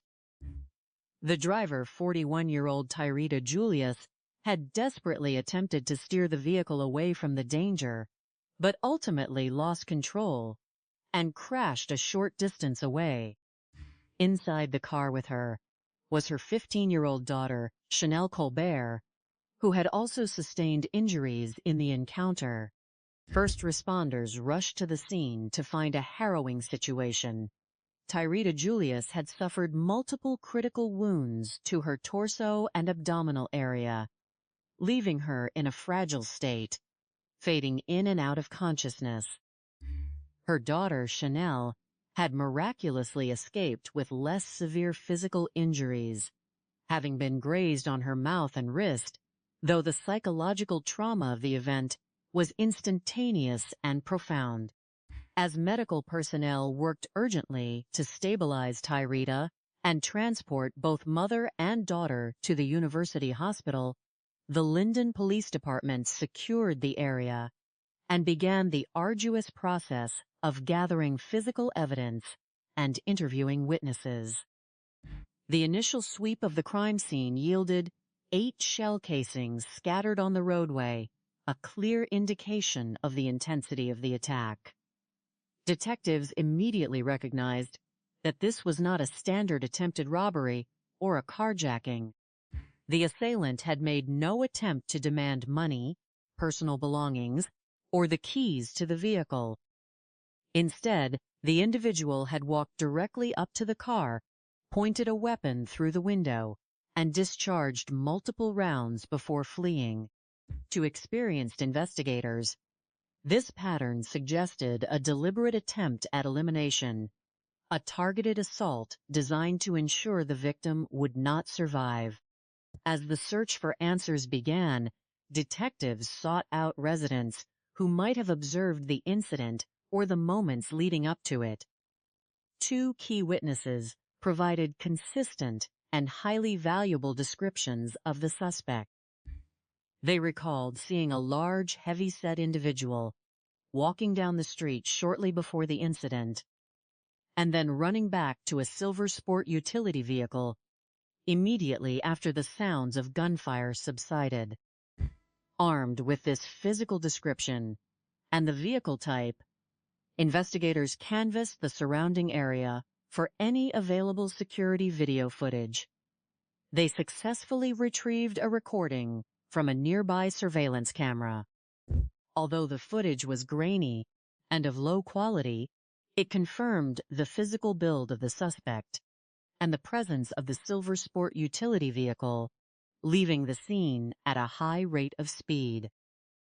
While Tyrita Julius fought for her life in the intensive care unit, undergoing emergency surgeries and placed on a mechanical ventilator, detectives visited her family members to inform them of the tragedy and to seek potential leads. Her mother, Queen Julius, along with her son, Dante, and sister, arrived at the hospital in a state of shock and disbelief. They described Tyrita as a deeply loving, family-oriented woman who dedicated her life to her children and her career as an office administrator at Rutgers University Hospital. She was known for her vibrant, charismatic personality and her desire to see everyone around her succeed. There was no obvious reason why anyone would harbor such intense malice toward her. To piece together a potential motive, investigators began to look closely at Tyrita's personal life and social circles. They learned that she was a member of the Rough Riders Motorcycle Club. While the term motorcycle club can sometimes carry negative connotations of illicit activity, detectives quickly discovered that this group was actually a community-focused social organization. Members participated in charitable events, such as distributing school supplies to children and feeding those experiencing homelessness.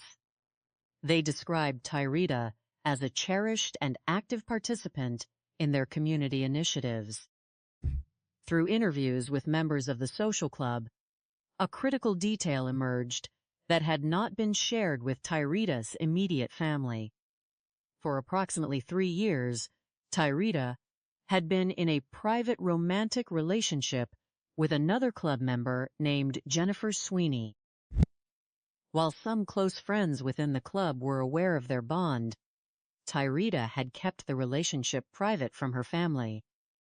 Crucially, fellow club members revealed that the relationship had become increasingly strained and had recently ended just prior to the shooting in November. Furthermore, witnesses recalled a specific incident that had occurred at a fundraising event just 3 days before the shooting. During the gathering, Tyrita had danced with a man named Hassan Nicely. This friendly interaction reportedly triggered a severe reaction from Jennifer Sweeney, who exhibited intense jealousy and distress. To investigators, this revelation was a significant turning point. It suggested a potential psychological motive rooted in obsession, rejection, and controlling behavior. When detectives approached Jennifer Sweeney to discuss the incident, they found her to be remarkably cooperative, calm, and seemingly devastated by the attack on Tyrita. She willingly provided an account of her movements on the evening of November 24th. She claimed that she and Tyrita had a regular weekly meeting scheduled on Tuesdays, and she was driving toward Linden when she received a phone call from a fellow club member informing her of the shooting. She explained that she immediately diverted her route and went directly to the hospital to support Tyrita and her family.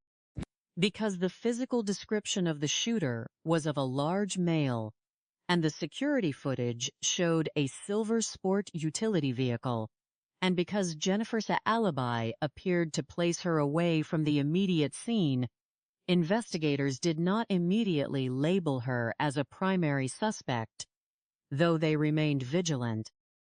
10 days after the horrific event, the medical team delivered encouraging news. Tyrita had successfully survived her initial surgeries, was taken off the mechanical ventilator, and was able to speak. Her very first words were inquiries about the safety and well-being of her daughter, Chanel. When detectives questioned Tyrita about who might have wanted to cause her harm, she was completely mystified. She confirmed that her relationship with Jennifer Sweeney had experienced significant tension due to Jennifer's overprotective and controlling tendencies, but she expressed a strong belief that Jennifer could not have been involved in such a violent act. Following her release from the hospital in January of 2016, Tyrita's path to recovery was long and difficult. She suffered from physical limitations, including severe stiffness in her arm, which required her to rely heavily on others for basic daily activities such as bathing and preparing meals. She moved into her mother's home in Linden to receive the necessary care.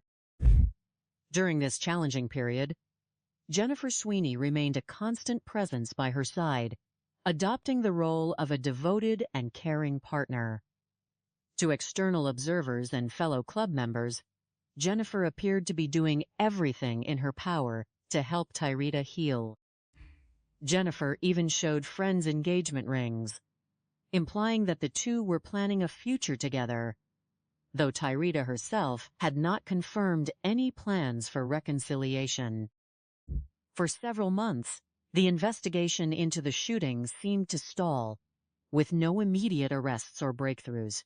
Then, in March of 2016, the case took a sudden and deeply alarming turn.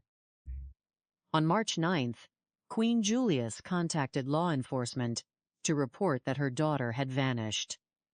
Queen explained that on the morning of March 8th, she had spoken with Tyrita before leaving for work, encouraging her to practice moving her injured arm. When Queen returned home that evening, Tyrita was nowhere to be found. When Queen contacted Jennifer Sweeney to ask if she knew where Tyrita was, Jennifer claimed that she had picked Tyrita up earlier in the day to run errands and go to the Department of Motor Vehicles.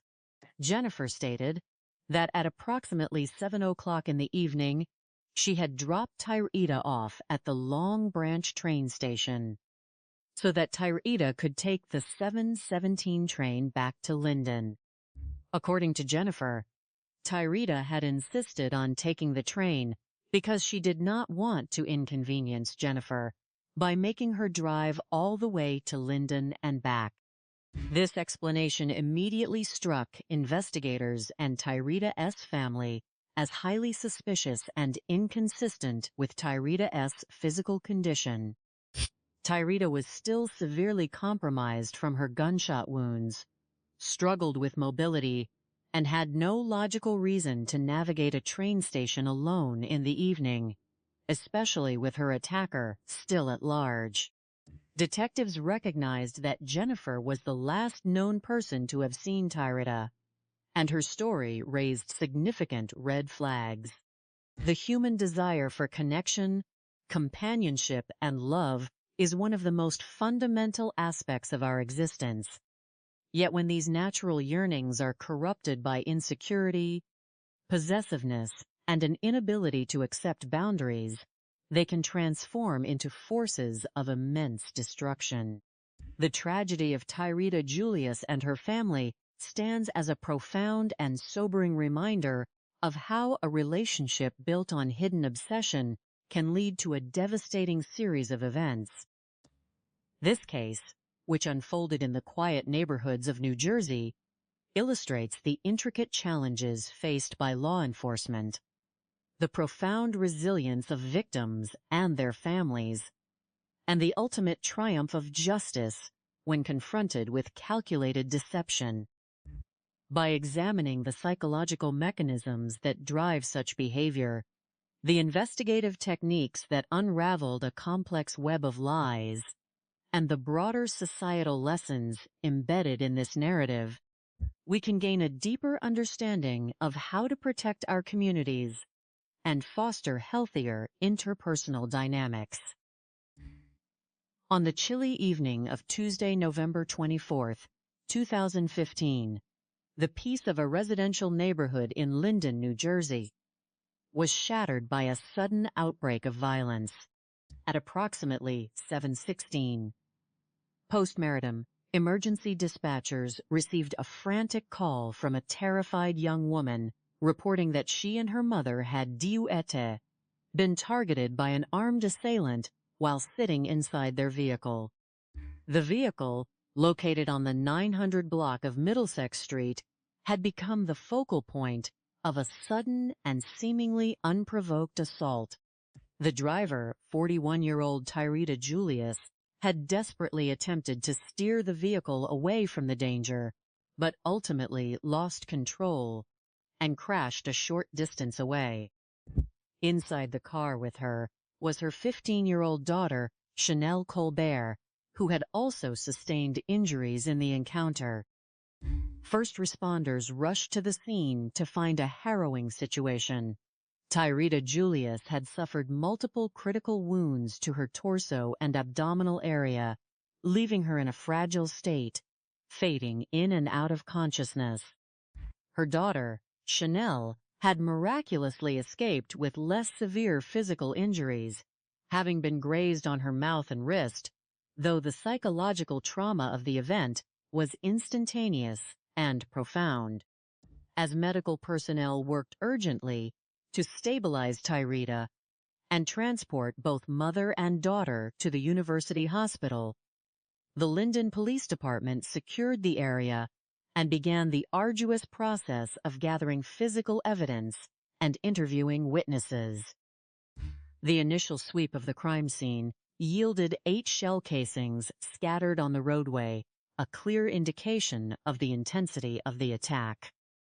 Detectives immediately recognized that this was not a standard attempted robbery or a carjacking. The assailant had made no attempt to demand money, personal belongings, or the keys to the vehicle. Instead, the individual had walked directly up to the car, pointed a weapon through the window, and discharged multiple rounds before fleeing. To experienced investigators, this pattern suggested a deliberate attempt at elimination, a targeted assault designed to ensure the victim would not survive. As the search for answers began, detectives sought out residents who might have observed the incident or the moments leading up to it. 2 key witnesses provided consistent and highly valuable descriptions of the suspect. They recalled seeing a large, heavy-set individual walking down the street shortly before the incident, and then running back to a silver sport utility vehicle immediately after the sounds of gunfire subsided. Armed with this physical description and the vehicle type, investigators canvassed the surrounding area for any available security video footage. They successfully retrieved a recording from a nearby surveillance camera. Although the footage was grainy and of low quality, it confirmed the physical build of the suspect and the presence of the silver sport utility vehicle, leaving the scene at a high rate of speed. While Tyrita Julius fought for her life in the intensive care unit, undergoing emergency surgeries, and placed on a mechanical ventilator, detectives visited her family members to inform them of the tragedy and to seek potential leads. Her mother, Queen Julius, along with her son, Dante, and sister, arrived at the hospital in a state of shock and disbelief. They described Tyrita as a deeply loving, family-oriented woman who dedicated her life to her children and her career as an office administrator at Rutgers University Hospital. She was known for her vibrant, charismatic personality and her desire to see everyone around her succeed. There was no obvious reason why anyone would harbor such intense malice toward her. To piece together a potential motive, investigators began to look closely at Tyrita's personal life and social circles. They learned that she was a member of the Rough Riders Motorcycle Club. While the term motorcycle club can sometimes carry negative connotations of illicit activity, detectives quickly discovered that this group was actually a community-focused social organization. Members participated in charitable events, such as distributing school supplies to children and feeding those experiencing homelessness. They described Tyrita as a cherished and active participant in their community initiatives.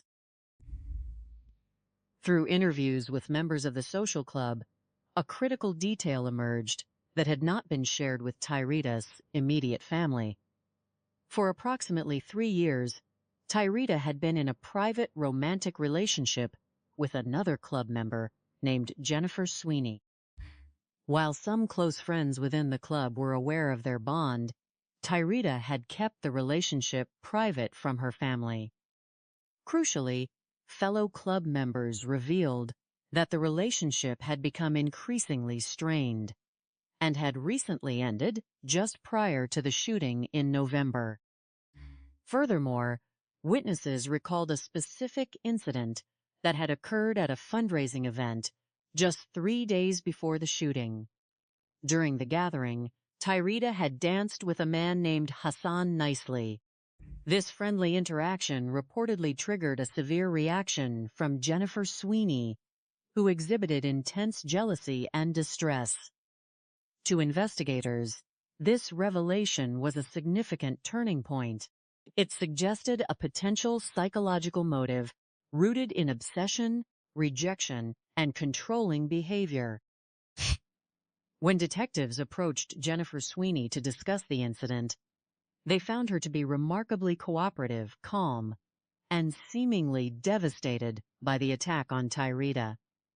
She willingly provided an account of her movements on the evening of November 24th. She claimed that she and Tyrita had a regular weekly meeting scheduled on Tuesdays, and she was driving toward Linden when she received a phone call from a fellow club member informing her of the shooting. She explained that she immediately diverted her route and went directly to the hospital to support Tyrita and her family. Because the physical description of the shooter was of a large male, and the security footage showed a silver sport utility vehicle, and because Jennifer S.'s alibi appeared to place her away from the immediate scene, investigators did not immediately label her as a primary suspect, though they remained vigilant. 10 days after the horrific event, the medical team delivered encouraging news. Tyrita had successfully survived her initial surgeries, was taken off the mechanical ventilator, and was able to speak. Her very first words were inquiries about the safety and well-being of her daughter, Chanel. When detectives questioned Tyrita about who might have wanted to cause her harm, she was completely mystified. She confirmed that her relationship with Jennifer Sweeney had experienced significant tension due to Jennifer S.'s overprotective and controlling tendencies, but she expressed a strong belief that Jennifer could not have been involved in such a violent act. Following her release from the hospital in January of 2016, Tyrita S.'s path to recovery was long and difficult. She suffered from physical limitations, including severe stiffness in her arm, which required her to rely heavily on others for basic daily activities such as bathing and preparing meals.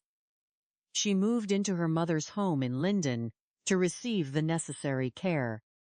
During this challenging period, Jennifer Sweeney remained a constant presence by her side, adopting the role of a devoted and caring partner. To external observers and fellow club members, Jennifer appeared to be doing everything in her power to help Tyrita heal. Jennifer even showed friends engagement rings, implying that the two were planning a future together, though Tyrita herself had not confirmed any plans for reconciliation. For several months, the investigation into the shooting seemed to stall, with no immediate arrests or breakthroughs.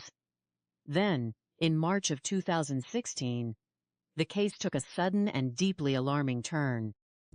On March 9th, Queen Julius contacted law enforcement to report that her daughter had vanished. Queen explained that on the morning of March 8th, she had spoken with Tyrita before leaving for work, encouraging her to practice moving her injured arm. When Queen returned home that evening, Tyrita was nowhere to be found. When Queen contacted Jennifer Sweeney to ask if she knew where Tyrita was, Jennifer claimed that she had picked Tyrita up earlier in the day to run errands and go to the Department of Motor Vehicles. Jennifer stated that at approximately 7 o'clock in the evening, she had dropped Tyrita off at the Long Branch train station so that Tyrita could take the 7:17 train back to Linden. According to Jennifer, Tyrita had insisted on taking the train because she did not want to inconvenience Jennifer by making her drive all the way to Linden and back. This explanation immediately struck investigators and Tyrita S. family as highly suspicious and inconsistent with Tyrita S. physical condition. Tyrita was still severely compromised from her gunshot wounds, struggled with mobility and had no logical reason to navigate a train station alone in the evening, especially with her attacker still at large. Detectives recognized that Jennifer was the last known person to have seen Tyrita, and her story raised significant red flags. To verify Jennifer's account, detectives began a thorough review of surveillance recordings from the Long Branch train station and the surrounding areas. The digital evidence was definitive. A meticulous examination of the footage from the evening of March 8th revealed that neither Jennifer's vehicle nor Tyrita Julius had ever arrived at the train station.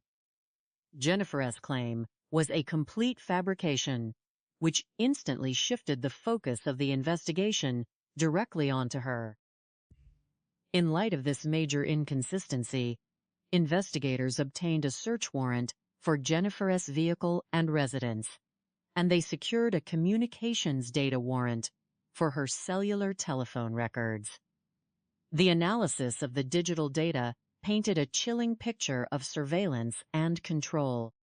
Detectives discovered that Jennifer had added Tyrita's mobile line to her personal account, allowing her full access to track Tyrita's location and monitor her communications.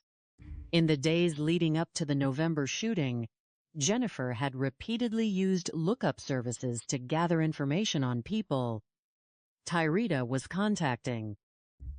On the night before the shooting, Jennifer had made numerous calls to the phone of Hassan Nicely, using a blocking feature to conceal her identity, suggesting a state of escalating frustration and obsession. Even more critical was the historical global positioning system and cell tower data retrieved from Jennifer's phone. This data revealed that on the night of November 24, 2015, Jennifer's phone had connected to cellular towers in the Linden area at the exact time of the shooting. This directly contradicted her initial statement to police that she was traveling from a distant location when she heard the news. The digital footprint placed her in close proximity to the crime scene. At the moment, the shots were fired. Furthermore, the phone records showed that on the day of the shooting, Jennifer had been in frequent communication with an individual using a prepaid cellular phone. They had spoken 19 times on that day and 25 times on the following day. By tracing the registration and usage patterns of the prepaid device, investigators identified the user as Andre Harris, a high school acquaintance of Jennifer. Andre Harris was a large, heavy-set man who owned and drove a silver sport utility vehicle, a description that perfectly matched the accounts provided by the eyewitnesses on Middlesex Street. Cell tower data placed Andre's phone in the exact same location as Jennifer's and Tyrita's on the night of the shooting. With a clear connection established between Jennifer Sweeney and the suspected gunman, law enforcement took decisive action. Discovering that Andre Harris had an outstanding municipal warrant in Long Branch, officers executed a motor vehicle stop and took him into custody. Initially, during questioning, Andre denied any involvement in the shooting or any knowledge of Tyrita's disappearance, though he admitted to knowing Jennifer as a long-time acquaintance. While the interrogation was underway, a team of investigators executed search warrants at Andre's residence and the surrounding property. During their search of the backyard, detectives made a grim discovery. They located human remains buried on the property. When confronted with this evidence during his interview, Andre's demeanor shifted instantly. He recognized that his attempts at denial were futile and agreed to cooperate with the authorities. He confirmed that the remains were indeed those of Tyrita Julius. Andre Harris provided a detailed confession regarding his involvement in both the initial shooting and the subsequent disappearance of Tyrita. He explained that Jennifer Sweeney had orchestrated the entire plan. According to Andre, Jennifer had pressured and threatened him, claiming that she knew where his children went to school and indicating that harm would come to his family if he did not assist her. Driven by fear and a perceived lack of options, Andre agreed to act as the gunman on November 24, 2015. Regarding the events of March 8, 2016, Andre stated that Jennifer had arrived at his residence unexpectedly. She had called him shortly before, requesting an electrical cord under the pretense of securing a malfunctioning vehicle trunk. Andre provided her with a white extension cord. He claimed that when he walked out to her vehicle moments later, he discovered that Jennifer had used the cord to assault Tyrita in the front seat. Jennifer then pointed a weapon at Andre and demanded that he help her conceal the remains by digging a grave in his backyard.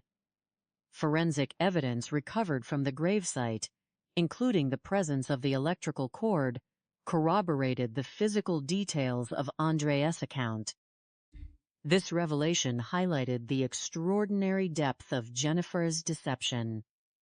She had spent months pretending to be a loving caretaker, comforting Tyrita's family, and acting as a supportive partner, all while harboring the knowledge that she had orchestrated the initial attempt on Tyrita's life. When she realized that Tyrita was recovering and still intended to assert her independence, Jennifer chose to take final, drastic action to ensure that Tyrita could never be with anyone else. Following these major developments, Jennifer Sweeney was arrested and charged with murder, conspiracy, attempted murder, and the desecration of human remains. To secure a conviction and ensure justice for Tyrita and her family, prosecutors offered Andre Harris a plea agreement. In exchange for his truthful testimony against Jennifer, Andre pleaded guilty to attempted murder and was sentenced to 16 years in New Jersey State Prison. In August of 2021, the trial of Jennifer Sweeney commenced. The prosecution presented a compelling case to the jury, utilizing the extensive digital evidence, including cell tower records, global positioning system data, and tracking logs, to expose the meticulous planning and surveillance that preceded both the shooting and the murder. They described a motive driven entirely by extreme jealousy, possession, and an inability to cope with rejection. The defense attempted to argue that Andre Harris had acted alone out of his own jealousy, but the overwhelming digital and physical evidence linking Jennifer to the planning and execution of the crimes disproved this theory. On September 3, 2021, the jury returned a guilty verdict on nearly all counts, including first-degree murder, conspiracy to commit murder, and desecration of human remains. In May of 2022, Jennifer Sweeney was sentenced to 95 years in state prison, ensuring that she would spend the remainder of her life behind bars. For Tyrita's mother, Queen, and her children, Dante and Chanel, the conviction brought a sense of legal closure, though the loss of their beloved family member left an irreplaceable void in their lives. Analyzing the psychological motives behind this tragic sequence of events reveals a pattern of behavior that unfortunately occurs with troubling frequency in cases of severe interpersonal violence. The core driver in this case was not a desire for material gain, but rather an extreme manifestation of possessiveness and control. In many relationships where one partner exhibits obsessive tendencies, the prospect of rejection or the independent actions of the other partner are perceived as an existential threat to the abuser's identity. When Tyrita attempted to establish boundaries, distance herself from Jennifer's controlling behavior, and interact socially with others, Jennifer experienced an escalation of anger and insecurity. The psychological concept of if Mort cannot have you, no one can, represents the ultimate expression of this toxic mindset, where the abuser would rather destroy the object of their obsession than allow them to live an independent life. These cases occur frequently because warning signs of obsessive control are often dismissed, minimized, or kept hidden due to a fear of judgment or retaliation. Tyrita kept her relationship with Jennifer private from her family, which unfortunately limited the ability of her loved ones to recognize the growing danger and intervene. Additionally, the transition from emotional abuse and control to physical violence is often gradual, making it difficult for victims to recognize when their safety is in critical jeopardy. The primary details and clues that enabled law enforcement to solve this case highlight the vital importance of digital forensics in modern criminal investigations. In an era where physical evidence can sometimes be carefully concealed, the digital footprints we leave behind provide an objective and unalterable record of our movements and associations. The turning point in this investigation was the decision by detectives to look beyond the initial physical description of the shooter and dive deep into the victim's social circle and communications. By securing communications data warrants, investigators were able to expose the fraudulent nature of Jennifer Sweeney's alibis. The global positioning system and cell tower data dismantled her claims of being elsewhere during both the shooting and the disappearance. Furthermore, the discovery that Jennifer had added Tyrita to her phone plan to monitor her was a key piece of evidence that demonstrated premeditated stalking. This digital trail led directly to the prepaid phone used by Andre Harris, connecting the physical perpetrator to the mastermind behind the scenes. Without this sophisticated analysis of cellular records and surveillance footage, the truth behind Tyrita's disappearance might have remained hidden. The sophistication of the criminals in this case lay primarily in their ability to manipulate perceptions and exploit the trust of those around them.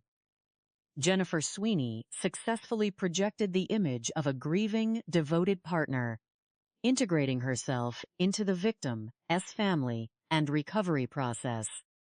This calculated performance was designed to deflect suspicion and allow her to remain close to the victim, ensuring she could monitor the progress of the investigation and prevent Tyrita from revealing any details that might implicate her. The superficial helpfulness of an abuser is a common tactic used to disarm victims and mislead investigators, representing a high level of psychological manipulation. However, despite this social sophistication, the perpetrators made significant logical errors that ultimately led to their downfall. They underestimated the power of digital tracking and failed to realize that their mobile devices were constantly registering their locations with local cell towers. Jennifer's attempt to create a false alibi at the train station was easily disproven by a simple audit of security cameras. This contrast between complex emotional manipulation and flawed execution of physical alibis is a common theme in criminal investigations, where the sheer volume of digital data eventually exposes the truth. Profound life lessons can be drawn from this tragedy to help prevent similar occurrences in the future. First, it is crucial for individuals to recognize the early warning signs of coercive control and obsessive behavior in relationships. Behaviors such as monitoring partner communications, attempting to isolate a partner from friends and family, and reacting with extreme anger to normal social interactions are significant indicators of potential danger. Educating communities, especially young people, about the difference between healthy affection and toxic possessiveness is essential for early intervention. Second, the importance of open communication with family and trusted support networks cannot be overstated. When victims feel safe sharing their relationship challenges without fear of judgment, they are more likely to seek help before a situation escalates to violence. Cultivating an environment of empathy and active listening within families can provide a vital safety net for those experiencing relationship distress. For law enforcement agencies, this case offers valuable strategies for accelerating the apprehension of perpetrators in complex cases. A key approach is the rapid integration of digital forensics early in an investigation. When a violent crime occurs, establishing a digital timeline of the victim's recent communications, location data, and social media interactions can quickly identify potential persons of interest who may not be immediately obvious through physical evidence alone. Additionally, investigators should always look closely at the interpersonal dynamics of the victim's life. Even when an incident initially appears to be a random act of street violence, by conducting thorough, empathetic interviews with friends, colleagues, and acquaintances, detectives can uncover hidden relationships and potential motives that family members may not be aware of. Collaborative efforts between local police departments, digital forensic analysts, and community organizations can greatly enhance the speed and accuracy of criminal investigations, ensuring that justice is served swiftly and that communities are protected from further harm. Ultimately, the story of Tyrita Julius is a narrative of profound loss, but it is also a testament to the dedication of law enforcement professionals who refuse to let a calculated crime go unsolved. Through their meticulous work, analyzing thousands of data points and pursuing every lead, they exposed a deeply manipulative conspiracy and held those responsible fully accountable. The memory of Tyrita continues to live on through her family, who have shown incredible strength and unity in the face of unimaginable sorrow, inspiring a continued commitment to justice, safety, and the protection of vulnerable individuals within our society.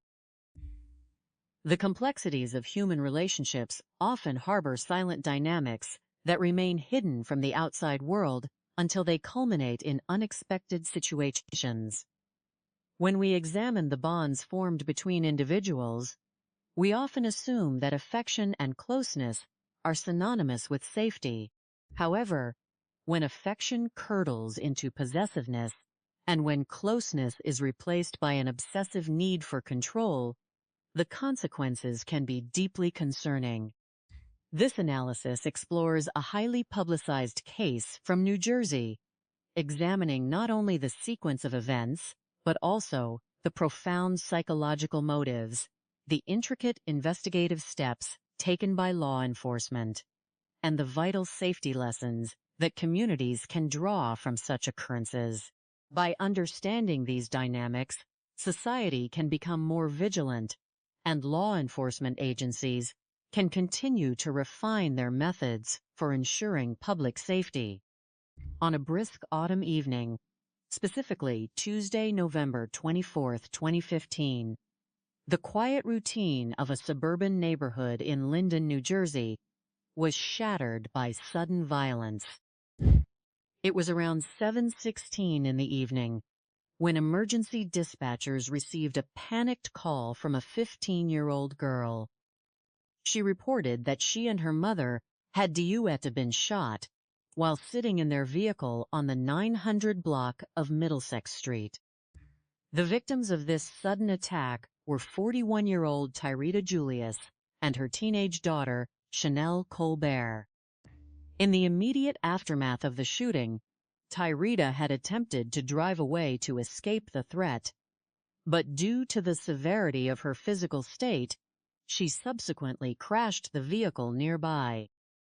First responders arrived quickly at the scene, finding a highly chaotic and distressing situation. Tyrita, who was in the driver's seat, had sustained multiple significant injuries to her torso and abdominal area. She was in and out of consciousness, requiring immediate and intensive medical intervention. Her daughter, Chanel, had survived the encounter with minor injuries, having been grazed on her mouth and wrist. Both were immediately transported to a local hospital, where Tyrita was rushed into emergency surgery to save her life. Meanwhile, officers at the scene began the arduous task of securing the area and searching for any physical evidence that could explain who would commit such an act. During the initial sweep of the crime scene, investigators recovered 8 shell casings from the pavement, indicating a highly focused and determined effort by the shooter. They also began interviewing residents in the immediate vicinity. 2 local witnesses provided consistent and crucial descriptions of the event. They reported seeing a large, heavy-set male walking down the street shortly before the gunfire, after which he was seen running back to a silver sport utility vehicle and fleeing the area. Law enforcement officers immediately canvassed the surrounding neighborhood for any available video surveillance. They located a grainy security video that depicted a suspect and a vehicle matching the witnesses' descriptions. However, because the footage was of low quality, identifying the specific individual or the license plate of the silver vehicle remained an immense challenge in a vast world where many individuals drive similar automobiles. As the physical evidence was being processed, detectives focused on understanding the background of the victims to establish a potential motive. They spoke extensively with the family of Tyrita Julius, seeking to identify any conflicts or disputes that might explain the attack. Tyrita was born on June 6, 1974, in Elizabeth, New Jersey. Raised by a dedicated single mother with the support of a close-knit extended family, she grew up to be an outgoing, charismatic, and compassionate individual. She spent her career working as an office administrator for Rutgers University Hospital, dedicating her daily life to helping others and caring for her family. She was a mother to 2 children, Dante and Chanel, whom she loved dearly. Her past relationship with Jamar Colbert had ended amicably when they realized they were no longer compatible, and she had since focused her energy on her children and her career, striving to purchase a larger home where her family could reside together. To those who knew her, Tyrita was not someone who had enemies, making the viciousness of the shooting deeply perplexing. Investigators quickly ruled out robbery as a motive, as the perpetrator made no attempt to take the vehicle, demand money, or steal personal belongings. It appeared to be a targeted execution attempt.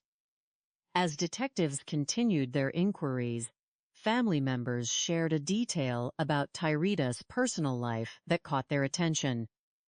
She was an active member of the Rough Riders, which was a local social club centered around a motorcycle lifestyle. While the name of the club initially raised questions for investigators, interviews with other members quickly established that the group was a peaceful community organization involved in charitable acts, such as hosting school supply drives and feeding the homeless. However, discussions with the members of the social club revealed a significant piece of information that had not been shared with Tyrita's family. Tyrita had been in a private relationship for approximately 3 years with another female member of the club, a woman named Jennifer Sweeney.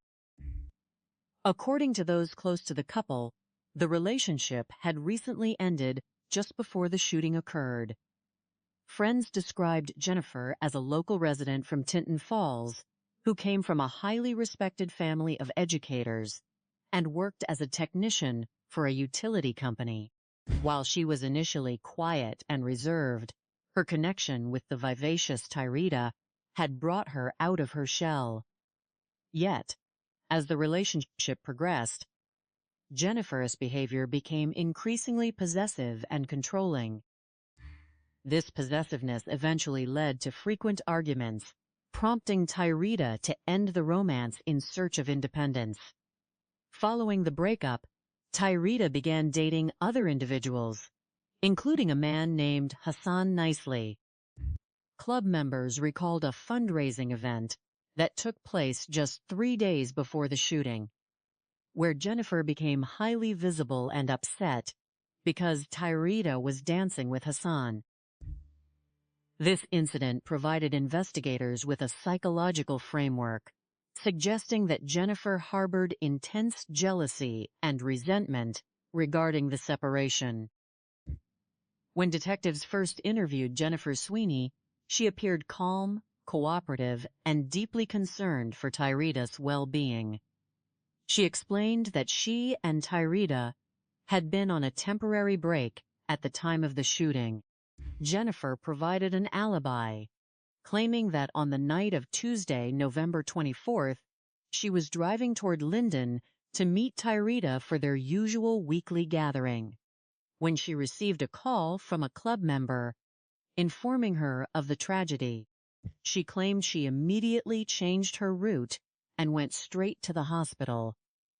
Because the physical description of the shooter was a large, heavy-set male, and Jennifer appeared to cooperate fully, she was not initially treated as a primary suspect, allowing her to remain close to the family.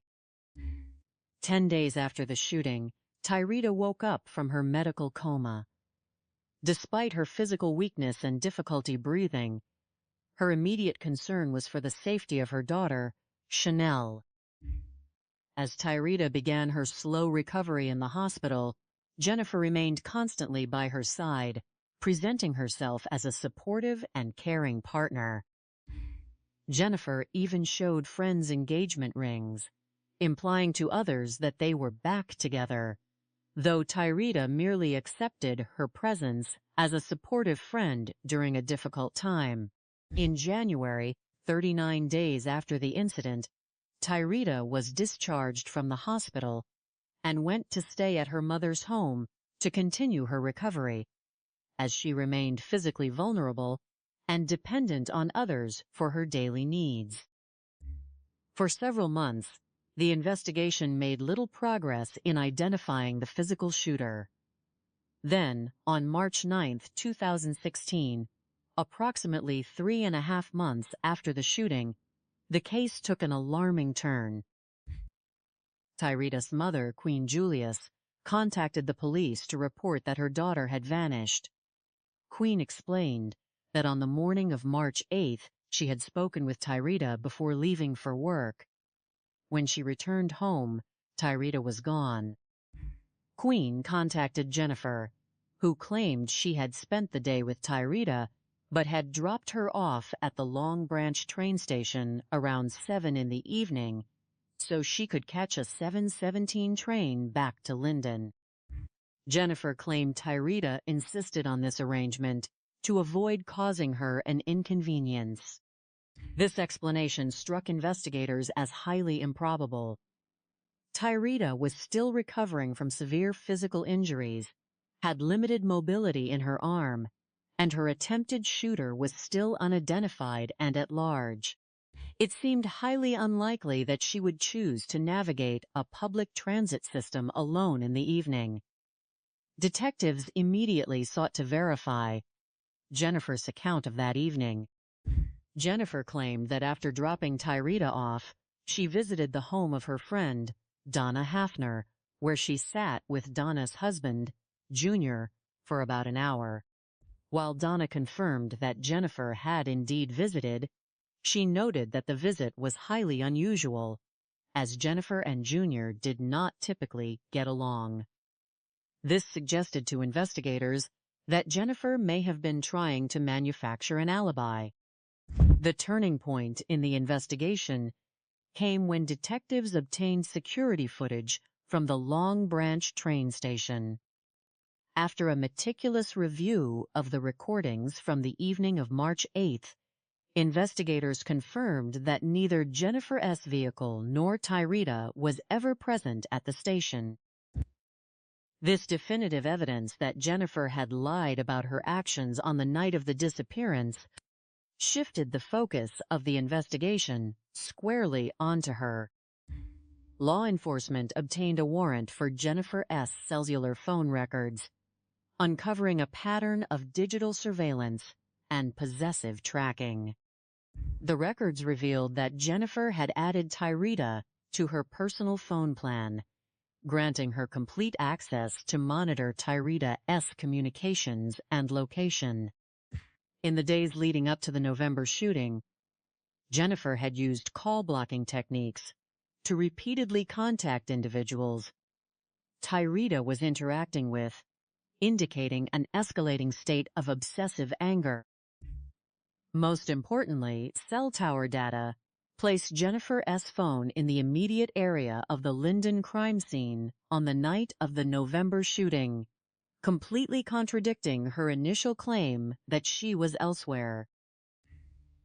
The cellular records also revealed that on the day of the shooting, Jennifer was in constant communication with a prepaid cellular phone, contacting it 19 times on the day of the attack and 25 times the following day. Detectives traced this prepaid phone to a man named Andre Harris, a high school acquaintance of Jennifer. Andre was a large, heavy-set male who drove a silver sport utility vehicle, matching the physical description of the shooter perfectly. Cell tower data placed Andre S. phone at the same location as Jennifer S. and Tyrita S. phones at the exact time of the shooting in Linden. With this substantial evidence, law enforcement officers located Andre Harris, who was taken into custody on an outstanding local warrant. While he was being questioned, search warrants were executed at his residence. During the search of his property, investigators made the tragic discovery of buried human remains in his yard. When confronted with this information, Andre's demeanor changed completely, and he admitted that the remains belonged to Tyrita Julius. In his confession, Andre detailed his involvement in the crimes.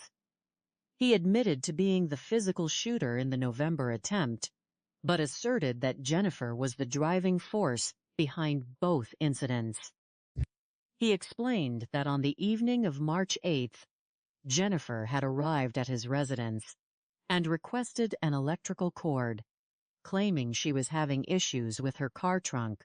She then used the cord to end Tyrita's life while she sat in the vehicle, subsequently pointing a weapon at Andre and forcing him to assist her in burying the victim in his backyard. The motive behind these actions was rooted in a severe, obsessive inability to accept rejection. Jennifer had desired a permanent future with Tyrita, including plans for marriage and cohabitation. But when Tyrita sought space and independence to recover and move on, Jennifer acted on the destructive premise that if she could not have Tyrita, no one else would. To ensure a successful prosecution, the state offered Andre Harris a plea agreement in exchange for his testimony. He pled guilty to attempted murder and was sentenced to 16 years in state prison, stating that he had complied with Jennifer's demands out of fear for his own safety and that of his children.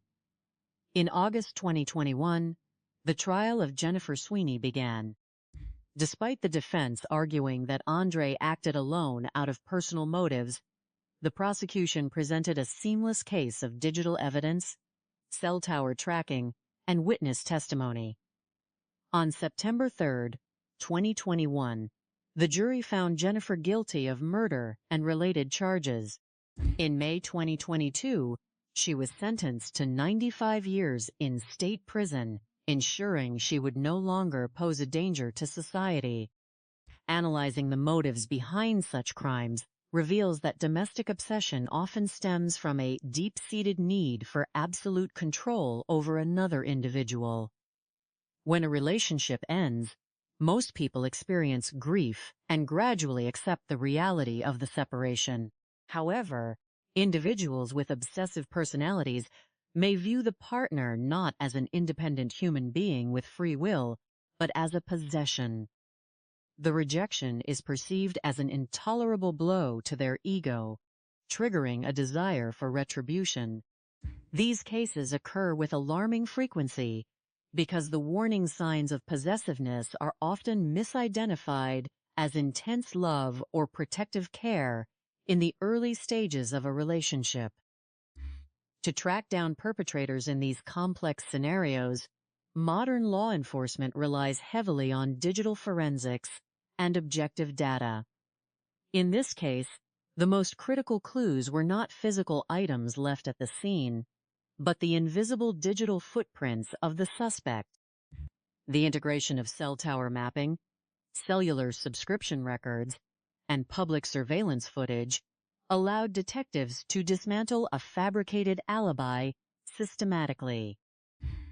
While the criminals believed they had executed a sophisticated plan by employing a separate shooter, utilizing prepaid phones, and creating an awkward physical alibi, they failed to realize that their digital devices were constantly recording their locations and connections.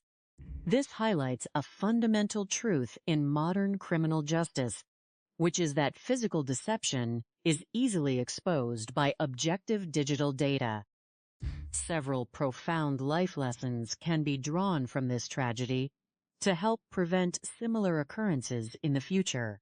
It is vital for individuals to recognize the early warning signs of controlling behavior in relationships, such as monitoring communications, isolating a partner from friends and family, and expressing extreme jealousy over normal social interactions. Healthy relationships are built on mutual respect, trust, and the freedom of both partners to make independent choices.